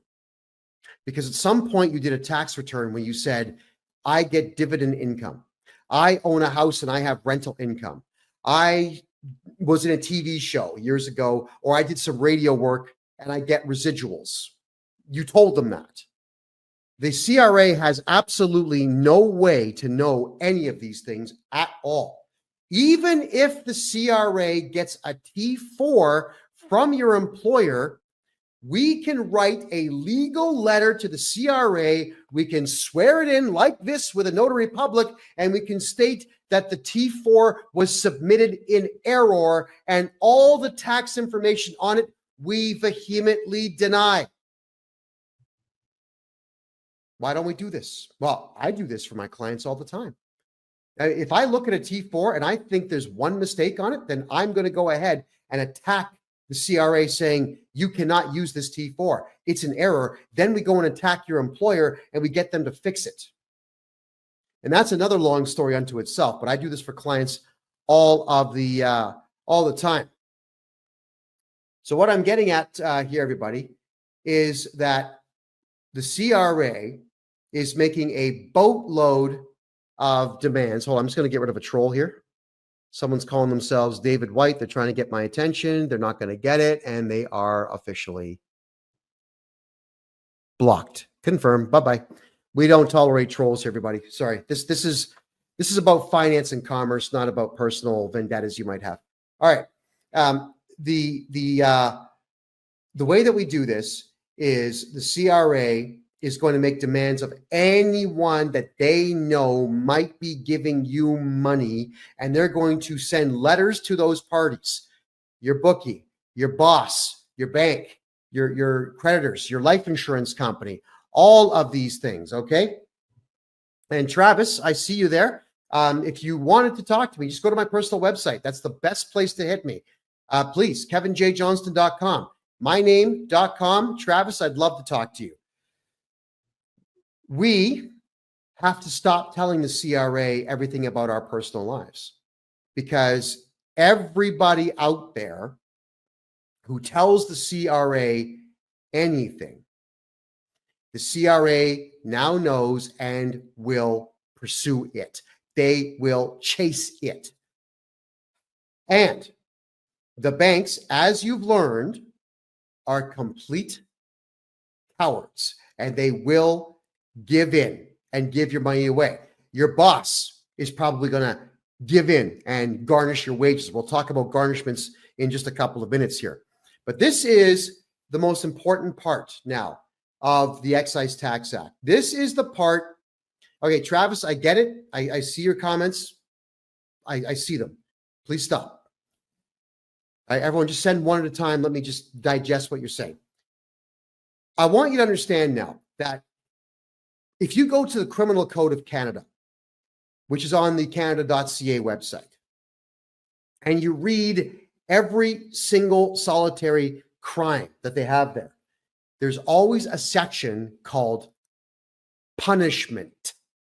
Punishment. Section 319 of the Criminal Code says if you offend somebody, they're going to shake their finger and get really mad, but the punishment is 2 years in prison. Oh, yeah. Bill C-63 in Canada, which has now been voted in, says if you offend anybody on the left through social media, they're going to get really mad and you're going to go to jail for life. Those are laws, and those laws always have punishments attached to them. So now I'm going to read to you directly from the Excise Tax Act what the punishment is if a bank does not give your money to them. Failure to comply. Section 7.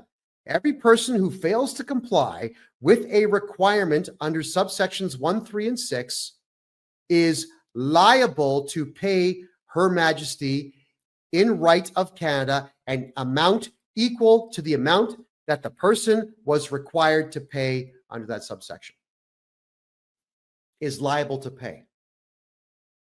Okay, so what they're saying here is, let's say you work for McDonald's, and let's say McDonald's pays you $20 an hour. If the CRA tells your boss at McDonald's, garnish this guy's wages because we say, we can't prove it, but we say he owes money and we want it. And we didn't even get a court order because we are criminals and we have decided that we're just going to act like criminals and intimidate you and so on. McDonald's, if they don't give the half of your salary to the CRA, according to Section 7 here, is liable for the $10 an hour they're stealing from you. But let me cover that one in just a second here. Stick around, please. Section 8, every institution or person that fails to comply with the requirement under subsection 2 with respect to monies to be loaned, advanced, or paid is liable to pay to Her Majesty in right of Canada an amount equal to the lesser of the aggregate monies loaned or the amount that the institution or person was required to pay. Now, there's an assessment that'll get done, so the CRA will guess what that number is. But look. The word punishment is not here. There's no punishment.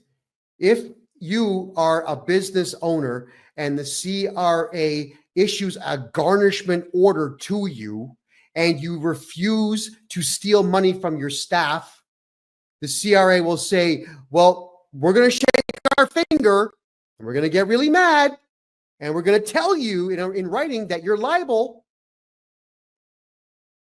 But even the act itself does not allow us to punish you.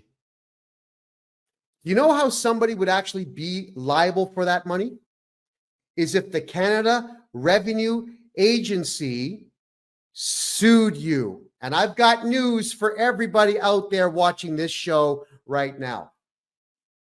The Canada Revenue Agency does not sue anyone. They do not sue the banks. They do not sue corporations. They do not sue you or you or you. They don't sue any of you. They don't do that because the Canada Revenue Agency is not a police force. They do not have authority.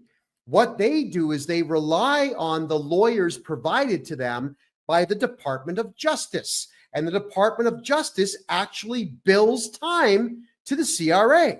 So if the CRA is going to sue you to try to get you to pay the garnishment on someone's wages, they would have to hire a lawyer. But only the DOJ is allowed to represent them.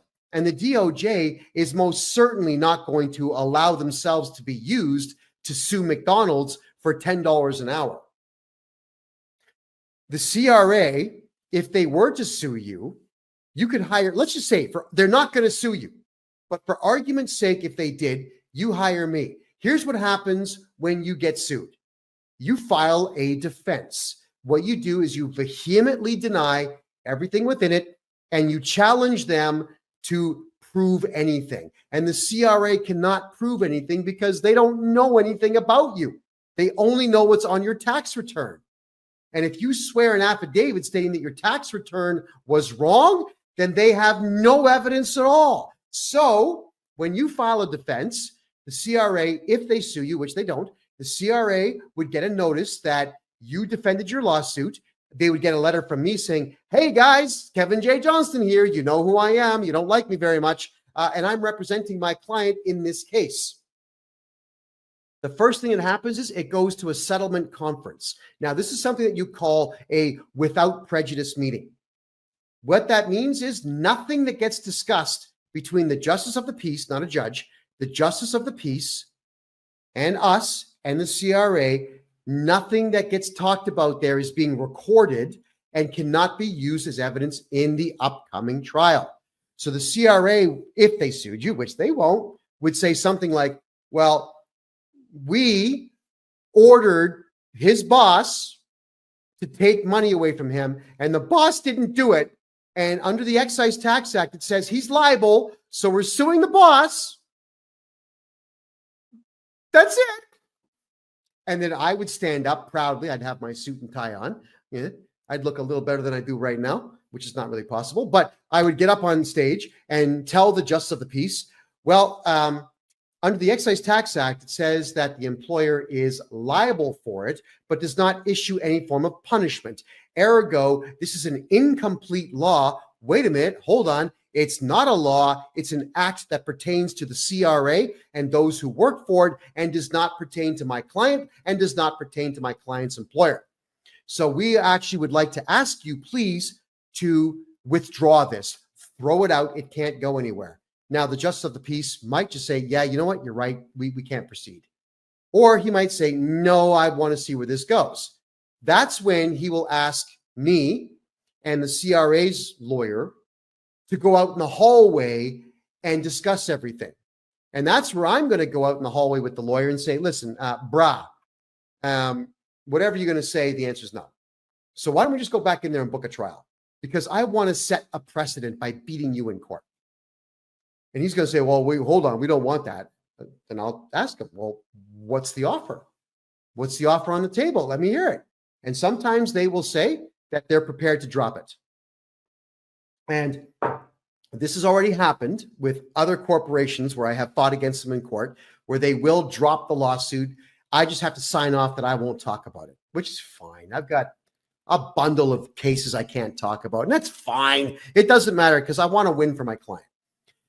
So if we can't agree that the CRA will drop the case, I'm going to march right back in without the guy and say, Your Worship, or in Alberta, me lord, we can't agree on anything. I would like to book a full-blown trial, and I'm hereby requesting a 4-day trial. The JP is going to ask, why would you want to book 4 days for a simple, small claim? Well, it's because I have a list of 200 people I would like to subpoena to this trial, please. Bob Hamilton, the commissioner of the CRA, Justin Trudeau, Chrystia Freeland, Doug Ford, everybody who's involved with the CRA in some way, I'm going to subpoena all of them. Do you think for a second that a judge is going to allow that to happen? It would turn the courts into a farce. So they're not going to do it. And that's when they're going to say, well, if you're going to subpoena that many people, which I have the right to do, I might add, they can't let that go on. They're not going to let me book 4 days. So again, they're going to, the JP will then ask me and my client to leave the courts so the JP can talk some sense into the CRA. That's how it would work. The whole thing would get tossed out the door. But because the Canada Revenue Agency does not sue anybody in Canada, this will never happen. So I have just proven to all of you tonight, reading the Excise Tax Act to you, that there is no punishment that the CRA can issue to your employer if they do not wish to garnish your wages. And there is no punishment that will be issued to any bank in Canada if they refuse to hand over your money to the CRA. And that is the most important thing for Canadians to understand. The Excise Tax Act does not pertain to we the people at all. Superstar is asking a question here. How about if you owe GST collected for 20 years ago? Can they take it from your bank account? If you reported that you have GST that you collected, they will certainly try. Yes. But what you got to do there, Superstar, is get a hold of me and I will fix the GST or the HST or the PST reporting that you've done. The odds are good if you're not an accountant, you got the numbers wrong. I will get the numbers right and make sure that those 20 years worth of debts are history. I'm just going to show you now the Income Tax Act. Let me change screens here. Hold on. I'm just going to switch. StreamYard's not the easiest one in the world to switch on. And the Income Tax Act. Here we go. So this is the other section or the other act that the banks will rely on. When the banks when you're yelling at your bank saying, you took all my money, you gave it to the CRA, I want my money back.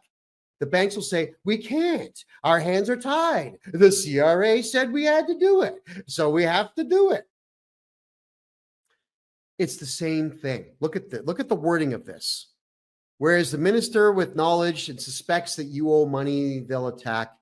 Garnishment, you see, it's the same thing.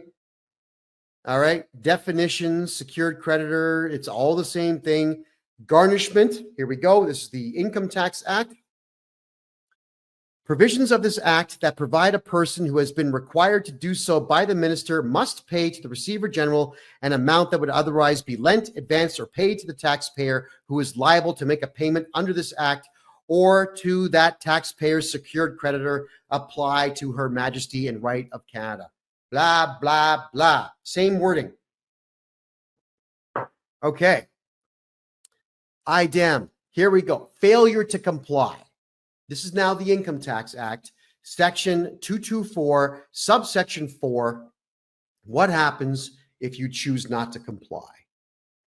Every person who fails to comply with a requirement under subsection 2241, 2241.2, or 224 section 3 is liable to pay Her Majesty an amount equal to the amount that that person was required under the same subsections as the case may be to pay the Receiver General. All right, hold on.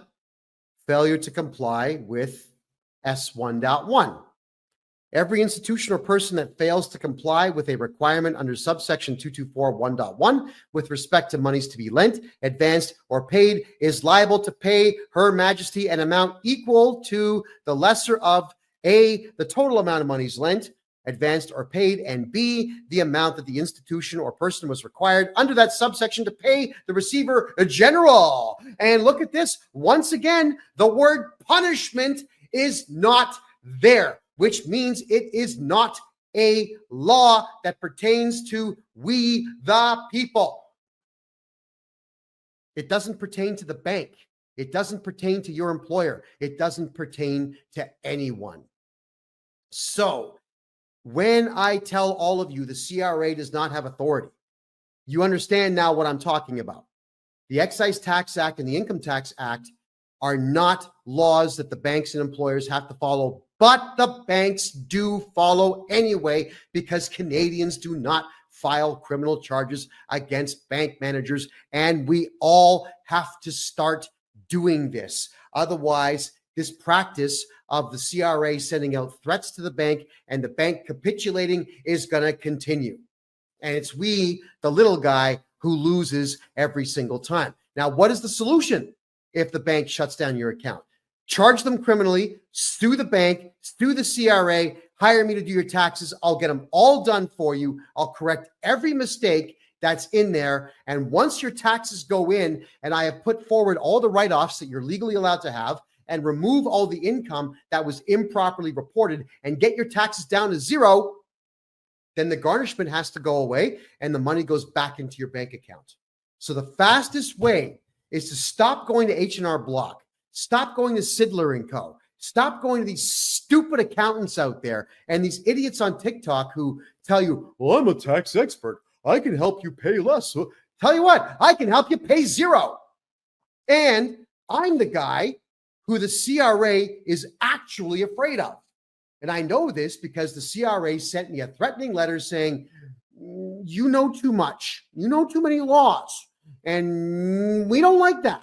So you're not allowed to represent people anymore, which of course my lawyer fired right back and shot them down in flames. Now, can you think of any accounting company in Canada that would actually read the Excise Tax Act for you and interpret it for you and explain it to you? No, of course you're not. You're going to get accountants and managers and employers out there that just do what they're told. That's the Canadian way, by the way, is to be a completely spineless, gutless coward and do everything that you're told. Barbara, thanks for being here. Appreciate that. So, Canada, I would now like to talk about wage garnishing. Everything, yes, Travis, that letter is on my it's on TikTok, it's on Instagram, Kevin J. Johnston X, it's on Twitter, Kevin J. Johnston X, it's on my website, kevinjjohnston.com. It's absolutely everywhere. So when your wages get garnished, here's how it happens. It's exactly the same thing. It's almost exhausting to have to explain this, but I'm going to do it because this is what I do for a living, everyone. If the CRA says you owe money, it is only because you told them that you owe money on your tax return. That's okay, I fix. But if the CRA says you owe money and they want it and you're not cooperating with them, they will send the requirement to pay letter out to your boss. Now, this is where I lose my mind with employers. And I have given a lot of employers a very difficult time this year. The number one commodity, the number one asset that every business has is a highly skilled employee who's dedicated to the company. If you've got an employee who does their job, doesn't complain, doesn't take extra long lunches, doesn't sell your secrets to other companies, shows up even when they're sick, obeys the rules, treats people with respect, your customers love them. You're going to repay them by stealing money from their paycheck and giving it to a collection agency because you got a letter. What a scumbag you are if that's what you're going to do. You are a coward and a scumbag, but here's the worst part for employers out there. If you are an employer out there and you garnish someone's wages and give that money to the CRA without a court order, you know what else you are? You're a criminal. And I mean literally, you are stealing money. You have committed fraud and you've committed theft. And because you conspired with the CRA to steal that money without a court order, the court order would protect you. But because you've conspired, it's also conspiracy. These are very serious criminal charges. Why would you do that? Why would you become a criminal because you got a letter in the mail? And the odds are pretty good you got a letter in the mail from somebody who's not a Canadian citizen, someone who doesn't deserve to even be in the country or be around decent human beings. Yeah.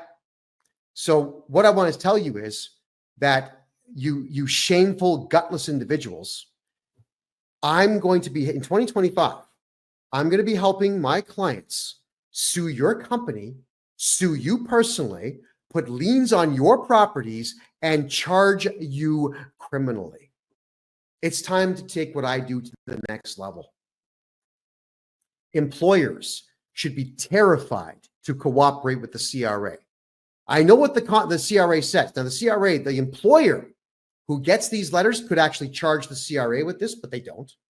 The CRA always says, if you don't give us your staff's money, we may, not will, we may audit you. That's the threat they use. And employers are losers. Oh my God, I don't want to get audited. That's what they sound like. If they audit you, you call me and I get rid of the auditor.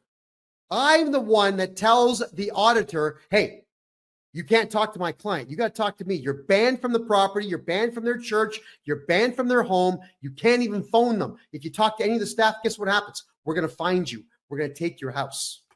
That's my job. So employers out there, watch out. I'm going to make an example of you. The CRA, they've got the right to send a letter, but so do I. And you do not have the right to steal someone's money because the CRA sends a letter.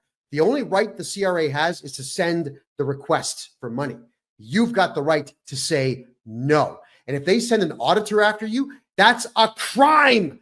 It's malicious prosecution. That is a crime. It's what the Americans call a felony. It's what the Canadians call an indictable offense. It's a crime. You do jail time for these things. So we, the people, need to go on the attack. If any of you out there have had your wages garnished and they're still being garnished now, get a hold of me. We're going to get your money back because I'm going to go to war with your employer over that. Think about all the crimes that the CRA has committed. I don't care that they have an act that says they could do these things. They are still breaking the law. Acts mean nothing. And remember, everybody, at Nuremberg, when Nazis said, I shot children in the head because I was just following orders, it didn't work for them. They all got hanged. It's not going to work for your employers, and it's not going to work for the CRA as long as we, the people, gang up on them and become an army and fight back. It takes nothing. We don't even have to use violence. We just have to sue your boss and go to the courthouse. If the cops will not file charges, then you go to the courthouse. You grab the forms that they have. It's called filing a private information. You can file criminal charges against somebody in a courthouse. It's free. Then the police have to go see your boss and hand your boss a summons to appear in court on criminal charges. Why are we not doing this as a society, everybody? Now, you got to remember, I would love to do this for everybody out there. I've only got so many hours in a day, but I'm going to be teaching everybody across Canada how to charge CRA criminals and your bosses and your bank managers who steal your money. Because if we don't take a stand now, I'm telling you this, the CRA is just going to keep taking until all of you are homeless. And that is exactly what the Liberal Party wants. They want all of you broke and desperate and destitute and kicked out of your home so that Trudeau's friends can come in and buy your houses cheap from the bank after your mortgages get foreclosed upon. You all got to stop paying tax. Now, next week, I'll be covering how to never pay income tax again legally. Yeah, there's a legal, not the free man on the land crap, not that sovereign citizen nonsense. I don't do that stuff. All I do is show you the law and then show you the steps you follow to abide by the law. Never mind the act. Who cares? The law. If you're doing things legally, everybody, you'll never pay tax in Canada again. And the CRA is in panic mode now, sending me ridiculously stupid letters, but it hasn't worked because now the CRA, when they call me to talk about my clients, they're really polite. Now, of course, when someone's polite with me, I'm always polite back. I'm just telling you that it is possible to frighten the CRA. They're cowards. They think that these acts are going to protect them. And then I say, no, they won't. And then we just attack without weapons. We attack with paper and court orders and criminal charges. Let's do it, everyone. If you want your taxes done properly, everybody, get a hold of me at my website. It's kevinjjohnston.com. Book yourself a 1-hour consultation. I can't wait to help you get all your tax problems fixed. I'm going to go back 10 years in your taxes and get you back at least 50% of what you've paid. And it's all going to be done legally within the bounds of the law because the CRA has no laws to back it up, just acts. And those don't mean a thing, especially even in a court of law. My name is Kevin J. Johnston. This is the Income Tax Show. Well, we're going to call it pretty much everything. It's the Real Estate and Money Show. We cover income tax a lot. It's every Thursday for the rest of this year at 9 p.m. Eastern Time, right here on freedomreport.ca. Have a great night, everyone. Thank you.